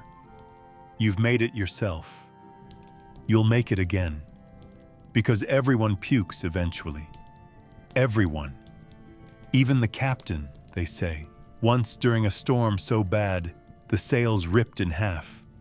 No one talks about it out loud, but it's a comfort to know that even the strongest can be undone by the sea's rhythm. You swallow hard. The taste in your mouth is sour now, even though you haven't eaten since morning. You keep working, keep breathing. And when the wind shifts again, carrying another wave of stomach acid and salt across the deck, you don't look back. You just hold the rope tighter and pray it passes. It begins with something small, a shift in the wind, a break in the rhythm. You're coiling rope, half aware of your hands, your breath, the sticky itch between your shoulder blades, when your eyes flick toward the horizon and catch it. A speck. No, not quite. A shape. Faint, distant, but moving. Your heart stirs before your thoughts catch up. You squint. The glare off the sea makes everything blur, but it's there, dark against the pale shimmer of the sky, too regular to be cloud, too still to be bird. You stand straighter, step toward the rail. Another man sees it too. You hear his boots stop behind you, then a low grunt. Moments later, the cry comes from above. The watchman's shout cuts through the air, high and sharp, unmistakable. Sail! One word, but it slams through the ship like a crack of thunder. All motion halts. Conversations vanish. Laughter dies. The sea itself feels quieter. You've seen sails before, plenty of them. Some friendly, some indifferent, some dangerous. It's not the sight of another ship that unnerves you. It's the tone. The pitch of the lookout's voice. The urgency in the officers' steps as they rush from shadow to sun, squinting toward the shape. Orders begin, fast and low. Someone's sent below. Another man runs to check the cannon deck. The cook comes up from the galley, wiping his hands on his apron, eyes searching the water. You can't look away. The ship on the horizon is closer now. No longer a smear, but a vessel. You can see the shape of her hull, the tilt of her sail. She's angled toward you. That's what sets the blood moving differently. She's not drifting. She's not passing. She's aiming. You don't know yet if she's faster. You don't know yet if she's better armed. But you know she's coming. And so does everyone else. You try to keep your breathing steady. You glance at the faces around you, reading what they refuse to say. Tension thickens like fog. The deck becomes smaller, tighter, sharper. The crew moves faster now, but quieter. The voices are clipped, the gestures sharper. You're told to help with the sails, or with the guns, or to stay out of the way. It all happens quickly. You obey without thinking. Fear doesn't arrive all at once. It builds. It begins as a knot in your belly, then moves outward, into your limbs, into your jaw. Your hands shake when you tie a knot too fast and have to redo it. You steal another glance at the ship. She's closer. You can see figures on her deck. Small, dark silhouettes moving like yours. One of them climbs the rigging. You can't tell if she flies a flag. You can't tell if she's like yours, worn, tired, carrying too many men and not enough luck, or if she's fresh, fast, hungry. But she's coming, and you're not ready. No one ever says the word, not aloud. But it hangs in the air anyway. Battle. Maybe today. Maybe soon. Maybe never. But it's close enough to taste, copper and bile and old smoke. You wipe your palms on your trousers, glance down at the ropes, at the crates, at the deck beneath your feet, as if it might disappear. You think about the guns below, about how many are loaded. You think about the man with the trembling hands who missed his mark last time. You think about the last ship you saw burn. You feel it all at once, rising in your throat like seawater. The ship keeps coming. The officers keep talking. The men keep working. And you stand there, gripping the rail, watching the dark triangle on the horizon grow larger, closer, sharper, until it's no longer a shape, but a presence. And the day, which was once just heat and pain and silence, now becomes something else entirely. A countdown. To what? No one says. But everyone feels it. Even you. The first real noise isn't a voice. It's the cannon. A thunderclap that splits the air and rattles your bones before your ears understand what's happening. The deck jerks beneath your feet, and you stagger, caught between instinct and confusion. Someone shouts, but the words are drowned out by another blast. Not yours this time. The enemy. Wood splinters somewhere behind you. Screams follow. Not of rage, not yet. Screams of pain, torn from throats that hadn't finished their breakfast. You drop the coil of rope in your hands. It slaps the deck uselessly. Your breath comes fast. Your heart is faster. Smoke begins to rise, not as a cloud, but as a wall, thick and acrid, stinging your eyes before you can make sense of the shapes moving through it. Orders fly around you, shouted, snapped, slurred. Load, brace, board, aim. You hear your name, or maybe just someone yelling close enough to feel personal. You don't wait to find out. You run. Your hands fumble across the rack where weapons should be. It's already half empty. You find a rusted cutlass, the blade notched, the handle slick. It doesn't matter. You grip it anyway. Someone else grabs a boarding axe. Another picks up a broken mop handle, held like a spear. You realize your knees are shaking. You will them to stop, but they don't. The ship groans again as something hits the hull. Maybe another shot, maybe a grapple. You don't look. You move with the others, half crouched, heading toward the rail. The enemy ship is alongside now. So close you can see the color of their bandanas, the shine of their teeth, the whites of their eyes. They're shouting too, wild sounds that don't form words. One leaps, catches the edge of your deck with his boot, and swings down with a scream. Someone beside you goes down before he can lift his own weapon. Blood sprays, hot and sudden. You don't recognize the man who falls. You don't have time to. The next few moments come in flashes. A blade swings at your face. You duck without thought. Another man barrels past you, shoulder first, knocking you sideways. You slam into a barrel. Pain bursts in your ribs. You swing your cutlass wildly. It connects with something soft, something that cries out and pulls back. You feel blood on your hand, but you don't know if it's yours. The smoke thickens, burns your lungs. Gunpowder, sweat, piss, salt, blood. It all mixes into the air.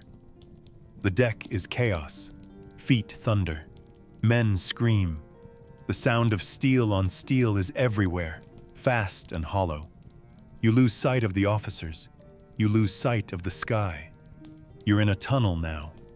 A tunnel of motion, of reaction. You parry without thinking, slash without aim. Someone grabs your shoulder from behind and you spin, knife raised, only to see one of your own, eyes wide, mouth open, yelling something you can't hear. You nod. You turn back. A new figure rises in front of you. You raise your weapon again. You don't remember how long it lasts. Time folds in on itself.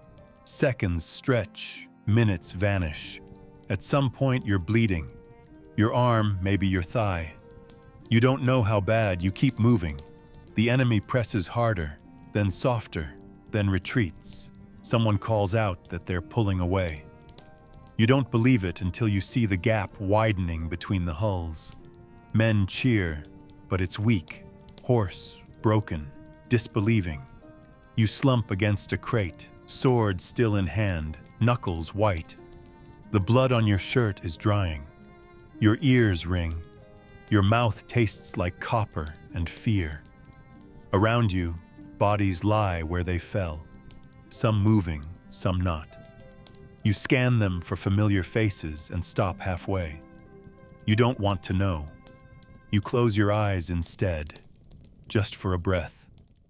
Just for 1 second, where the sky doesn't feel like it's crashing down. And in that breath, you realize you're still alive. And that tomorrow, or maybe even later today, it might happen all over again. Your hand won't stop shaking. Not from fear, not anymore, but from something deeper, something that bypasses thought entirely. Your grip is slick with sweat and blood, and you can't tell which is yours. The blade in your hand feels heavier with every heartbeat, but you don't let it go, you can't. You don't have time to think about form or technique. There's only one rule now. You kill or you die. That's it. That's all the sea has left for you.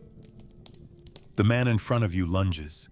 You step aside, not gracefully, not skillfully, just enough to survive. His knife slices through your shirt, catches your ribs, but doesn't stop you. You twist, raise your arm, and bring the blade down across his shoulder into his chest. You feel it hit. It's not smooth. There's resistance, a crunch, a sound you'll remember long after the screams fade. He stumbles. You don't watch him fall. You're already turning toward the next shape in the smoke. You don't see faces anymore, just motion. Someone swings from the side. You duck, jab, move. The world is narrowed to arms and blood and noise. Your breath comes in grunts. Your body moves like it's no longer yours. Your foot slips in something wet, and you fall to one knee. A boot crashes into your shoulder, sends you sprawling. You roll, come up, slash wildly. You hear a yell, maybe yours, maybe theirs. A hand grabs your arm, tries to twist the weapon away. You bring your forehead forward, smashing into their nose. They drop. You don't wait to see if they get up. Someone else is coming. Always someone else. You can't stop. If you stop, you're dead. You swing again and again and again. The blade clinks off iron, bites into cloth, meets flesh. You stop aiming. You stop counting. Your muscles move on their own now, driven by something animal, something beyond language. You've forgotten what you look like.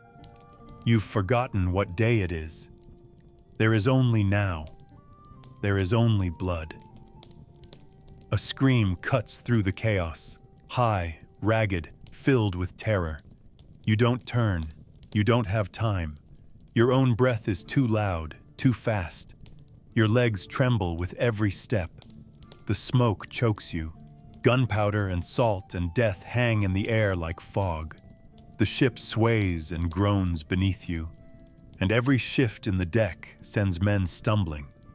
You brace against a barrel, block a swing, punch someone in the throat, kick their knee out. You don't feel like a person. You feel like a blade with limbs. Everything slows for a moment. You see someone raise their hands in surrender. They shout something. You hesitate, just for a second. Long enough for someone else to drive a blade into their back. They crumple, wordless. The man who stabbed them looks at you, eyes wide, and moves on. You follow. Because what else is there? There is no mercy here, no law, just chaos and teeth, and the knowledge that you either keep swinging or someone swings at you. You kill, or you try to, or you think you do. Maybe you miss. Maybe they bleed out later. Maybe they live. You don't know. You don't ask. You step over bodies. Some groan, some don't. Your ankle twists. You barely notice. The shouting grows distant, then louder, then distant again. Time no longer moves forward. It loops, tangles, collapses. You don't know how long you've been fighting. You don't know how many you've faced. You only know you're still standing, still holding the blade, still breathing. Barely. Your vision blurs. Your jaw aches. Your limbs drag behind your thoughts. You hear your name, maybe. A hand grabs your shirt. You turn and swing. The man ducks. It's one of your own. He nods, says something, pulls you toward cover. You go with him. You sit, finally, your back to the wall, blade still in hand. The fighting continues around you, above you. But you're out. For now. For a breath. And that's all you get. Because soon you'll have to stand again. Swing again. Kill again. Or die. There is no third choice, not here, not today. At first you think it's sweat. Your sleeve is wet. Your arm feels heavy, and there's a warmth trickling down to your wrist. You look down, slowly, as if your body doesn't quite belong to you anymore. The fabric is soaked, dark, sticky. Blood. Too much of it. For a long second you stare, trying to figure out if it's yours. It might be. It might not. Your shoulder throbs, dull at first, then sharp, pulsing with each heartbeat. You didn't notice the cut when it happened. You didn't feel the blade. Not in the middle of all that chaos. But it's there now, screaming under your skin, roaring through your bones. You try to move your fingers. They respond, sluggish and weak. That's a good sign, maybe. Or maybe the wound is deeper than it looks. You press your hand to the soaked fabric, trying to stop the bleeding, but it's hard to tell if you're helping. Your vision blurs for a moment. You blink, and the world spins sideways. You grab the rail to steady yourself. It doesn't help. The nausea comes in waves. You swallow hard, but your mouth is dry. Your tongue tastes like rust. You breathe through your nose, slow and shallow, trying not to fall. The ship rocks harder now, or maybe it just feels that way. Every movement jostles the pain, sending sparks down your arm, across your chest. You lean against the wall, or maybe a barrel. You're not sure. Everything feels too far away or too close. Voices blur together, shouts blend with groans, footsteps echo like drum beats. You try to stand straighter, to look useful, to not be seen as wounded. But your legs tremble and your knees threaten to fold. You slide down slowly until you're sitting on the deck, back against the wood, arm pressed to your side. The boards beneath you are warm, or maybe your skin's just on fire. You watch a drop of blood fall between your boots. You don't know how long you've been sitting. Seconds, hours. The pain steals time from you, minute by minute. Someone steps over you, shouting something you don't catch. You raise your head. Your mouth opens, but no sound comes out. It doesn't matter. They don't stop. No one does. There's no medic, no healer, no helping hands on a ship like this. If you can stand, you live. If you can't, you wait. You feel your body swaying slightly with the ship's motion, but it's no longer rhythmic. It's wrong now, uneven, like the sea itself is tilting. You press harder on the wound, gritting your teeth, trying to keep the edges of your vision from going black. You think about tearing off a strip of cloth, making a bandage, tying it off. But your fingers won't move right. Your good hand is too slick. Your wounded one is numb now, or maybe just done trying. You close your eyes, just for a breath. The darkness is cool, soft. You let it wash over you, then force your eyes back open. You're not ready, not yet, not here, not like this. You try to remember how this happened, whose blade it was, what face it came from. But all you see are shadows and blood and smoke. The fight is still going on, somewhere close, somewhere far. You hear it. You feel it in the tremble of the deck. But your body has stopped fighting. It's conserving something now. Energy, warmth, will. You lean your head back and stare at the sky. It's blue. Too blue. Indifferent. The kind of blue that doesn't care what happens on the deck beneath it. You wonder if this is what dying feels like. Not fear, but fog. Not pain, but absence. You still feel the wound, but it's part of the background now. A hum beneath the silence. You press your lips together and breathe. That's something. That's still yours. You are not gone. Not yet. But something in you knows, if no one notices, if no one helps, you won't be here by nightfall. And still, you sit, breathing, bleeding, waiting to find out if the next moment is mercy or nothing at all. At first, you don't notice the silence. It creeps in slowly, like the smoke that still clings to the railings and rolls low over the deck. The shouting has stopped. The steel-on-steel rhythm is gone. There are no more boots slamming against the boards. No more orders slicing through the air. You're still crouched, still gripping your weapon, still listening for the next blow. But it doesn't come. The only thing you hear now is breathing. Yours. The man beside you. The broken, shallow gasps of someone slumped against the mast. The creaking of the hull underfoot. The slap of a lazy wave against the side. It's not victory. Not really. It just isn't noise. You slowly stand, body aching, legs trembling, one eye still on the horizon, as if more sails might rise from the edge of the sea. But there's nothing. The enemy is gone, or dead, or both. Your fingers are still locked around the hilt of your blade. It takes effort to let go.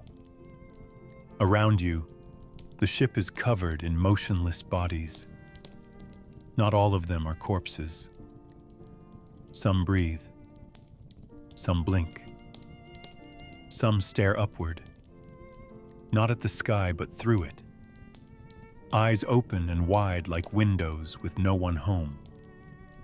You walk among them, carefully, quietly.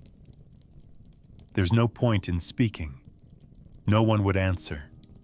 And you don't want to break whatever fragile spell has settled over the deck. Blood pools in shallow dips between the planks. You step around it, or through it, depending on your balance. One man lies with his back against a barrel, his chest rising in irregular jerks, mouth slightly open. His hand is still curled like it's holding a weapon, but there's nothing there. Another is face down, motionless. You don't check for breath. You know better. You've learned how still is too still. You sit for a moment by the rail, sword across your lap, staring at the boards. You don't know how long. Minutes? Hours? Time bends after a fight. You feel like a ghost floating through someone else's ship. The sails flap lazily above you now, torn in places, one of them hanging at a useless angle. Ropes dangle from the rigging like broken limbs. A cannon is half off its carriage, scorched black around the barrel. The smell is still here. Smoke, sweat, salt, gunpowder, blood. It settles into your clothes, your skin, your lungs. You try to take a deep breath, but your ribs protest. You don't know if you're wounded again or just bruised. It hardly matters. You made it. You think you made it. You look toward the hatch and see someone crawling out. One of the boys, pale, with shaking hands and eyes too wide for someone that young. You nod at him. He doesn't nod back. He sits against the nearest wall and curls into himself. You watch the slow collapse of everyone around you. No joy, no relief. Just men folding downward, into corners, against ropes, under whatever shade they can find. It's over. But no one knows what that really means. You lie back slowly, spine against the warm wood, head turned toward the pale afternoon sky. The clouds drift like they always do, untouched by the carnage beneath them. You let your arms fall open, palms up, blood drying in the creases. Your lips are cracked. Your jaw aches. Your eyes sting from smoke and sweat. But you're still breathing. That, for now, is enough. You don't know how many of your crew are gone. You don't know how close death came. You only know that it passed over you this time. You let the silence hold you, not gently, but completely. You close your eyes, not to sleep, but to stop seeing, just for a moment.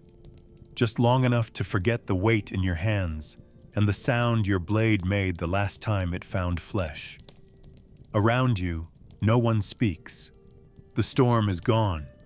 The damage remains, and in the hush that follows, every breath becomes a small rebellion against the sea, against pain, against fate itself. You don't remember sitting down. Your body must have brought you here, wherever here is, a patch of deck that isn't soaked in blood or shadow. Your legs buckle as you lower yourself, not out of control, but close enough that it doesn't matter. Someone passes a wooden bowl to you. It's lukewarm, greasy, some kind of stew maybe, mostly liquid. Something hard floats near the surface, bread or meat or something in between. You hold the bowl in your lap. You stare at it for a long time. Your hands tremble, not from fear, or not just fear, but from the crash after the storm, the drop from adrenaline into the exhaustion that makes your limbs feel too far away. Still, you lift the spoon. You don't taste anything. You chew what you're given. You swallow because that's what's expected. Because eating means you're still here and still willing to try. Around you, others do the same. No one speaks. There are no jokes, no stories, no clink of cups. Only the slurp of mouths, the scrape of wood against wood, the low breathing of men who've been through too much in one day. You glance at them from time to time. A face you think you know, but he won't meet your eye. Another, closer, has blood on his collar, not his own. He eats like a machine. Dip, lift, chew, swallow, repeat. The routine is all that keeps him upright. You're no different. Your bowl is nearly empty before you realize it. You can't remember how many spoonfuls it took. You can't remember chewing. There's a bit left at the bottom. You tip the bowl and drink the last of it. It tastes like metal. Maybe from the ladle, maybe from your own mouth. Either way, it's done. Your hands won't stop shaking. Even now, after food, after the worst is over, or you think it's over, they twitch with memory. You wipe them on your shirt. It doesn't help. You clench them into fists and rest them on your knees. That helps a little. The bowl sits in front of you now, empty and forgotten. You don't bother returning it. Someone will take it later, or they won't. The wind stirs your hair. You hear a gull, distant and sharp, as if mocking the stillness. The air smells like stew and sweat and salt and the lingering hint of gunpowder. You breathe it in and think, this is what it means to survive. Not the battle, but the sitting after. The pretending that things are okay enough to eat. Someone laughs nearby, short and dry, like bark on stone. It doesn't catch on. No one joins in. You look down at your hands again. The shaking is slower now, deeper. It comes from somewhere inside. Your fingers curl around your thighs. Your nails leave little dents in the fabric. You think of the man you stabbed, or was it the one you hit with the broken oar? It doesn't matter. You did what everyone else did, what you had to. That's what they say, what you had to. But now there's food in your belly and blood under your nails and no one to tell you what happens next. The ship still floats. The captain is still alive, you think. You're still alive. And your hands, your useless hands, don't seem to know how to stop shaking. Maybe tomorrow they'll be steadier. Maybe not. Tonight, they shake. And still, you eat. Because that's what's left. You start noticing in the quiet. It's not something announced. There are no speeches, no tolling bells, no list read aloud. Just the stillness after the meal, the long space where voices used to be. You glance up from your empty bowl and scan the faces around you, what's left of them. And you know. Maybe it's the empty spot on the railing. Maybe it's the hammock that hangs too still. Maybe it's the way no one looks at the blood-stained patch on the deck. But you begin to count. Not with numbers. Not really. Not out loud. You count with memory. That man with the scar down his cheek. Gone. The boy who used to hum while he tied knots. Silent. The old one who never moved fast but always finished his tasks. You haven't seen him since before the sail was spotted. There's no confirmation. No one tells you what happened. You didn't see all the deaths. Maybe they were quick, maybe not. Maybe someone bled out down below, alone. Maybe someone fell overboard in the chaos. Maybe someone is still breathing somewhere under a pile of sailcloth. But the ship feels thinner now. Not just in numbers, in weight, in breath, in soul.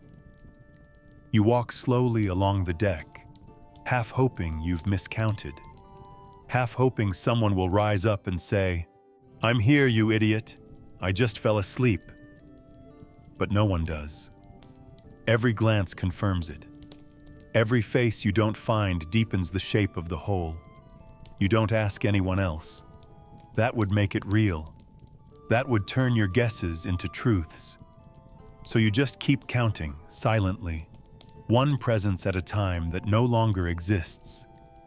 You think of the way they were that morning. Someone made a joke about rats.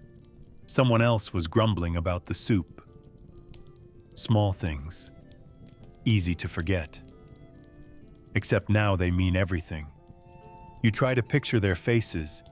You try to remember who wore what, who limped, who still had both ears. It blurs. Battle does that. Smudges edges, rewrites timelines. But absence is sharp. And now that you've noticed it, you can't stop. It follows you as you move. You pass a coil of rope and think, that's where he always stood. You look at the mast and think, he always scratched it when nervous. Your mind fills in their ghosts faster than your eyes can confirm they're not there. You wish it would stop. You wish you didn't care. But you do, you don't say their names. No one does. That's not how it works here. Naming makes it harder. Naming makes it sacred. And this is not a place for sacred things. This is a place where you wake, you work, you bleed, and sometimes you vanish. If you're lucky, someone remembers your face. If you're unlucky, someone remembers the sound you made when you fell. You sit down again, not because you're tired, though you are, but because standing feels like defiance and mourning all at once. You stare at the deck, at the wood darkened not by weather, but by yesterday's blood. You think about how close you came to being one of them. You wonder if someone else is silently counting you, trying to recall whether you're still alive. You close your eyes and breathe. And you don't say their names, but you remember. It begins as a thread of sound, barely louder than the creaking wood beneath your feet. A voice, low and steady, winding its way through the quiet that followed the blood. You don't know where it starts. Maybe near the prow, maybe by the water barrels, maybe behind you. But it's there. A tune, old and shapeless, something without words or with words so worn they've melted into the melody. It doesn't lift spirits. It doesn't celebrate. It's not meant to, it just persists. Like breath, like hunger, like the ship itself. And slowly, the air shifts around it. The melody seeps between the hammocks, over the coils of rope, through the shadows, into you. You don't hum, you don't move, but you hear it. And for some reason, you don't want it to stop. The song isn't joyful. It's not about treasure or love or the sea. It's not a drinking song, not a tale of conquest. It's simpler than all of that. A kind of keening that rises and falls like a tide that never crashes. You think of lullabies, but it doesn't soothe. You think of prayers, but it doesn't plead. It just is, low and inevitable. A sound made for no one and everyone. You look up, trying to see who sings, but it's hard to tell. No one's lips move that boldly. Maybe it's more than one voice now. Maybe the tune lives in the planks and the air and the throats of men too tired to know they're singing. But you don't join in. You wouldn't know how. Your throat feels raw, your lips dry, your body used up. Still, it touches something.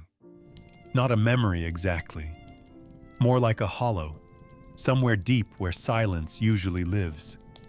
And the song fills that hollow, not to comfort it, but to share it.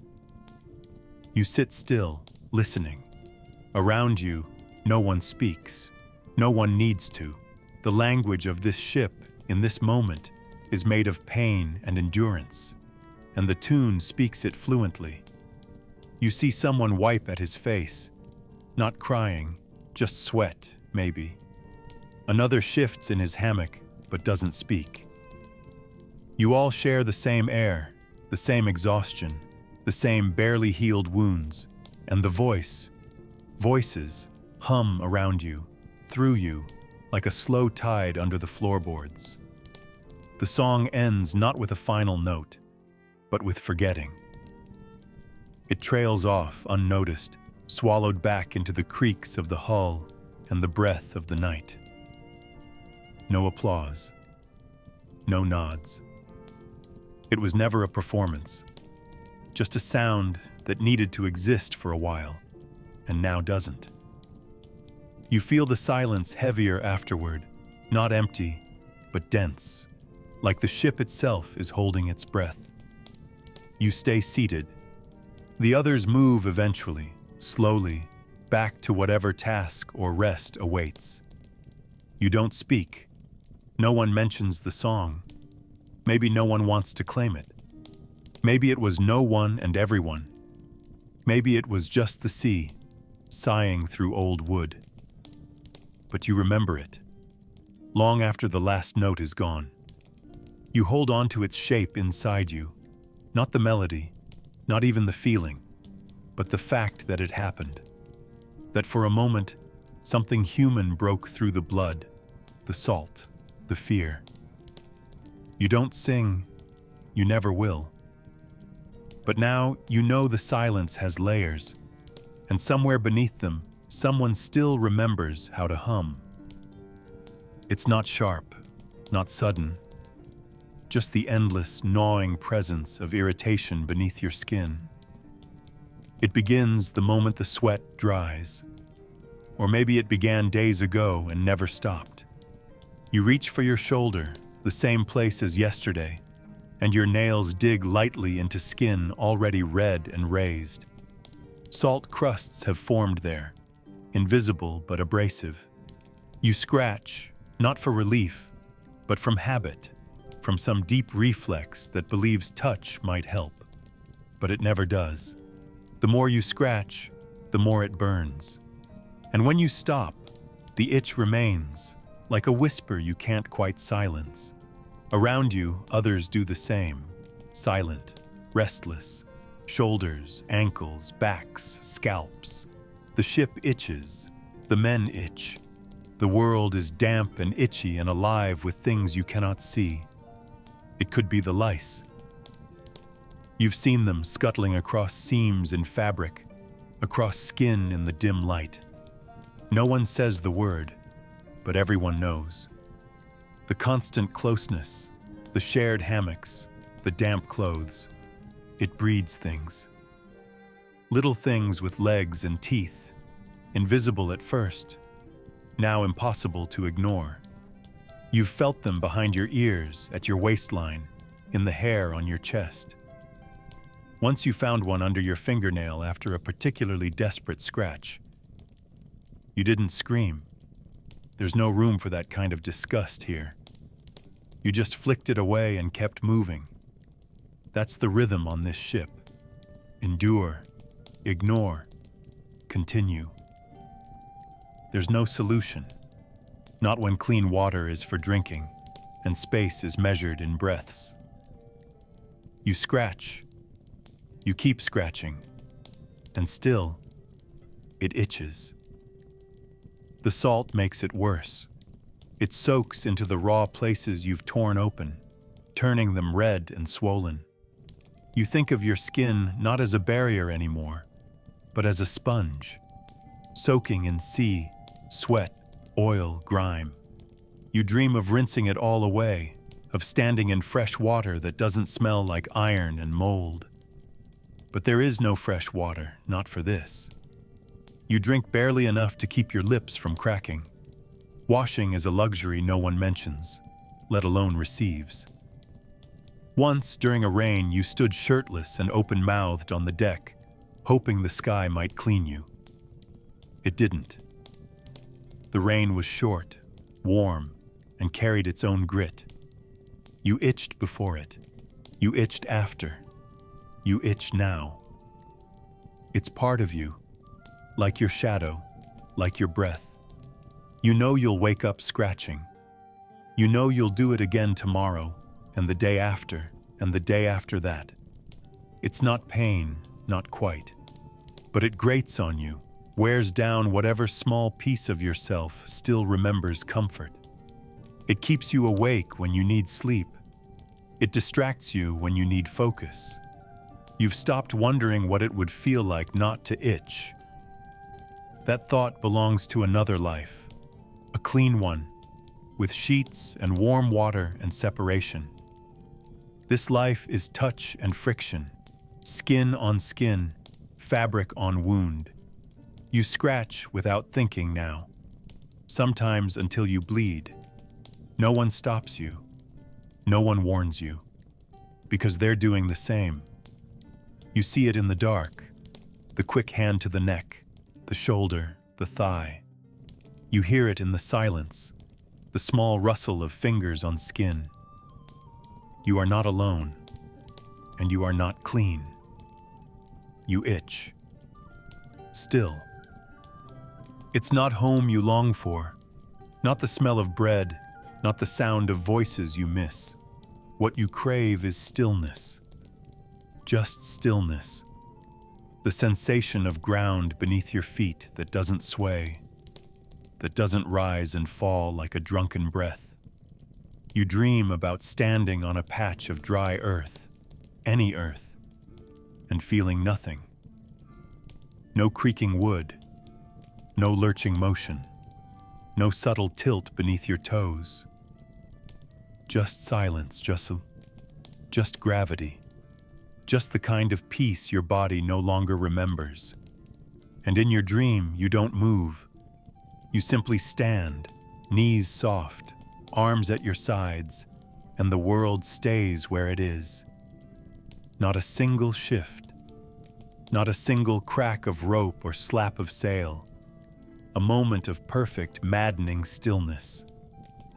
You remember land only in fragments now, not in pictures, but in sensations. The firmness of a stone underfoot, the dryness of a breeze that doesn't smell of salt, the absence of noise, not true silence, but the absence of rigging and groaning timbers and the ever-present buzz that the sea pushes into your ears, like a fly that's found a way under your skin. On land, even noise is different. It doesn't echo, it doesn't bounce. Your voice once meant something there. Here, it's carried off or drowned before it finishes forming. You sometimes wonder if your voice sounds different now. Smaller, maybe, or more strained. But it doesn't matter. You hardly speak anymore. It's strange, the things you miss. Not warmth or comfort. Those have become foreign luxuries. Unreal. What you miss is the solidity of things. A wall that stays upright. A floor that doesn't shift when you walk across it. A bed that doesn't creak like it's alive. On the ship, even your rest isn't restful. You roll even when the water is calm. You sway even when tied to your hammock, like a swaddled child. Your body has adapted, but your mind resists. In your sleep, it tries to remember. And so you dream of soil, of the heavy inertia of being still. You dream of stopping, not resting, just stopping. And in the dream, that feels like salvation. You don't talk about it. No one does. But you see it in the eyes of the others, especially the quiet ones, especially after dark.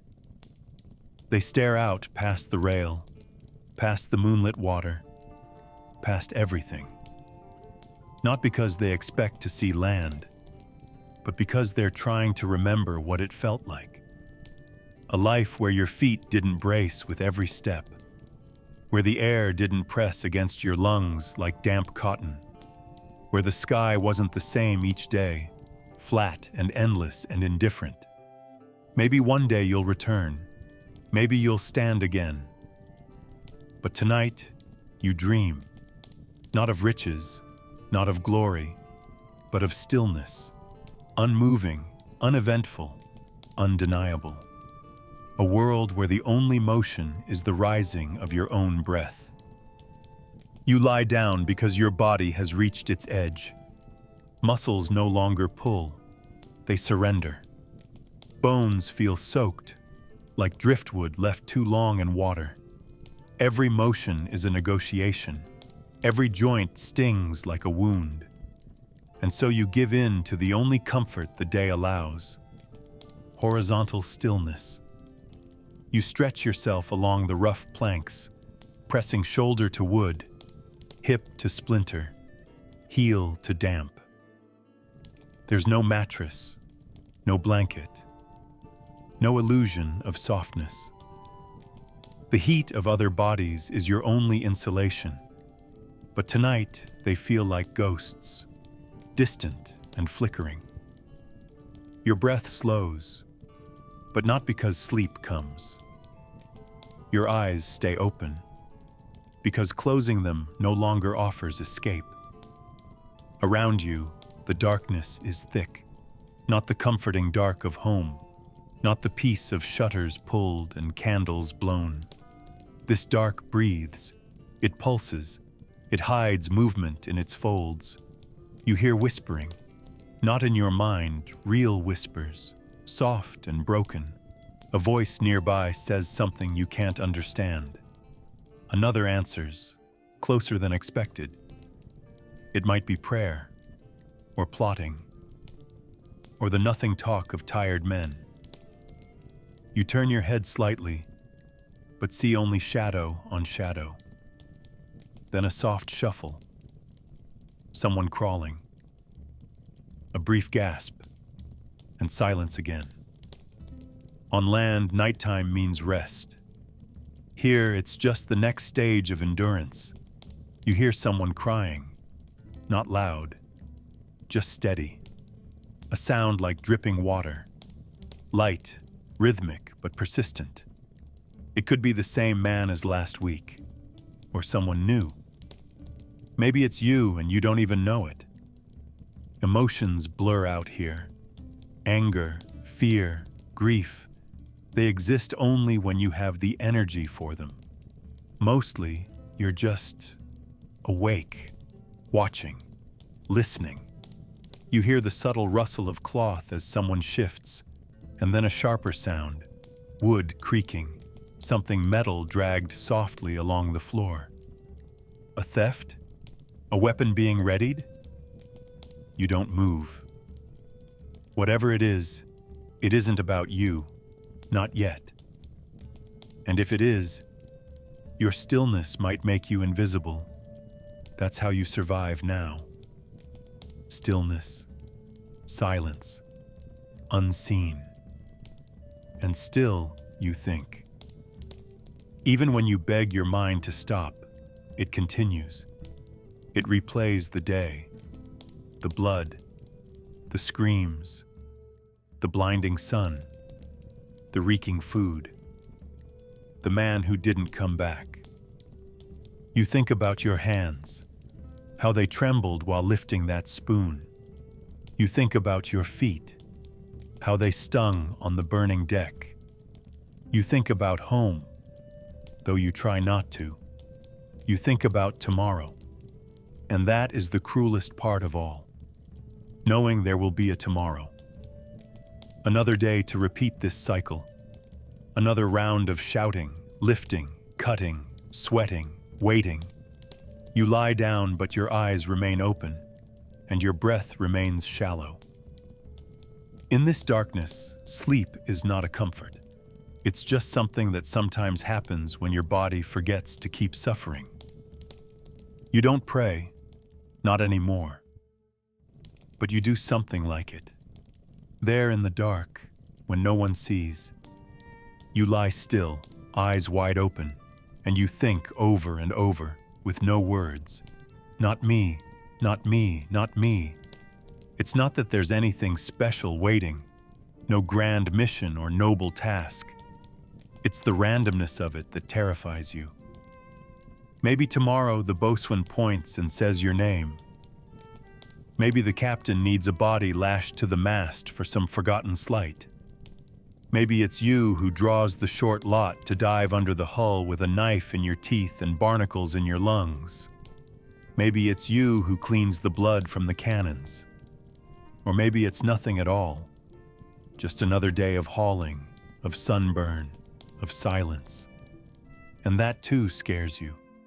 Because on this ship, routine is not safety. It's a trap. Nothing ever changes enough to offer hope. But it changes just enough to keep you guessing, flinching, waiting.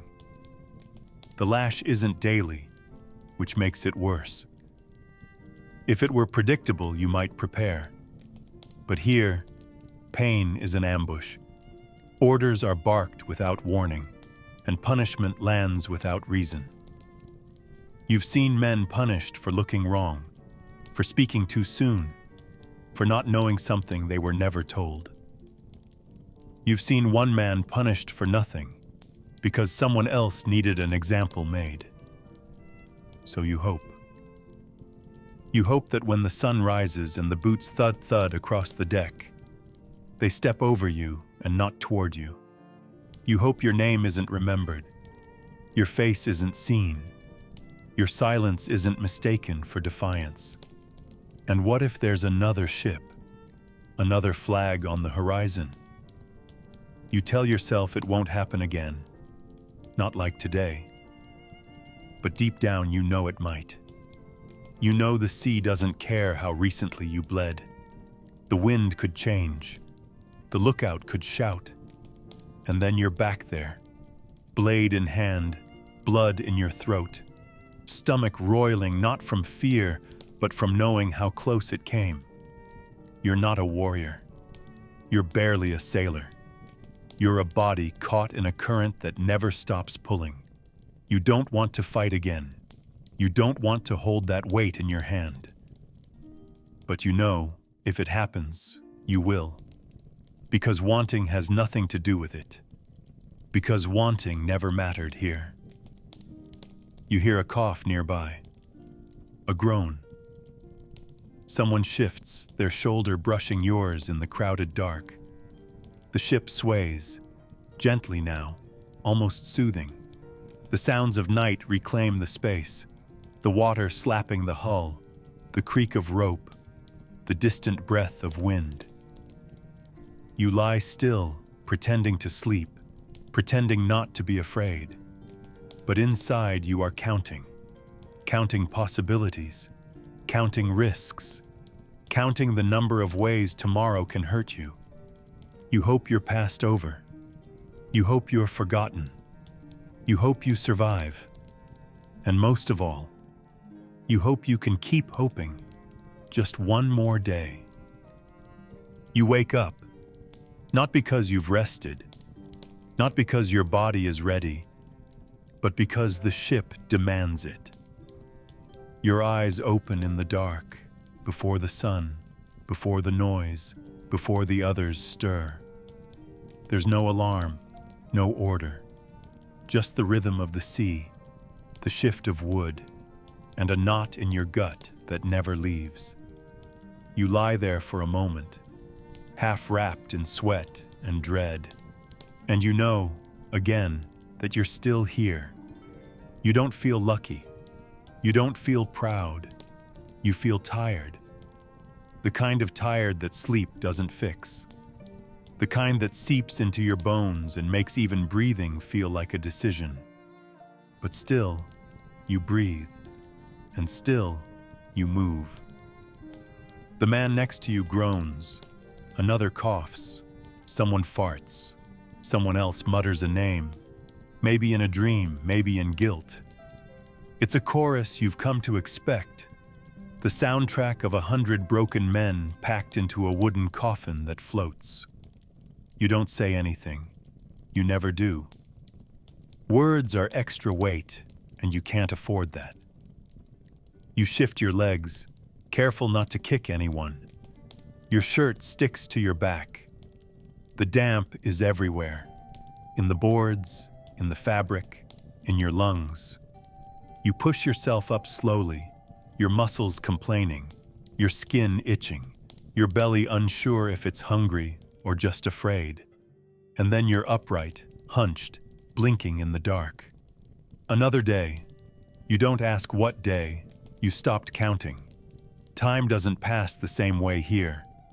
The sun rises, the sun sets, but it doesn't mean anything. There are no Sundays, no holidays, no moments that mark one week from another. There is only now, and after now, again. You reach for your boots. They're still wet. They always are. You slide them on anyway, wincing as they scrape over the sores on your heels. You flex your fingers. They're swollen, cracked. You rub your face, feeling the salt and grime and something that might be dried blood. Then you stand. Not because you want to, not because you're ready, because that's what happens next. No one cheers. No one greets you. The ship doesn't welcome you back to the living. It doesn't know you're alive. But you are. Barely. And maybe that's enough. Maybe that's all that matters. Not that you survived the battle, or the beatings, or the hunger, but that you can still lift your arms, still feel your weight, still put one foot in front of the other. You're not healed. You're not safe. You're not free. But you woke up, and you'll do it again tomorrow, until you don't. So, that's what a day on a pirate ship would really feel like. Not freedom, not glory, just salt, blood, and endless noise. And now, it's over. You're safe. You're warm. You're not out there. So close your eyes. Let it all drift away. Sleep.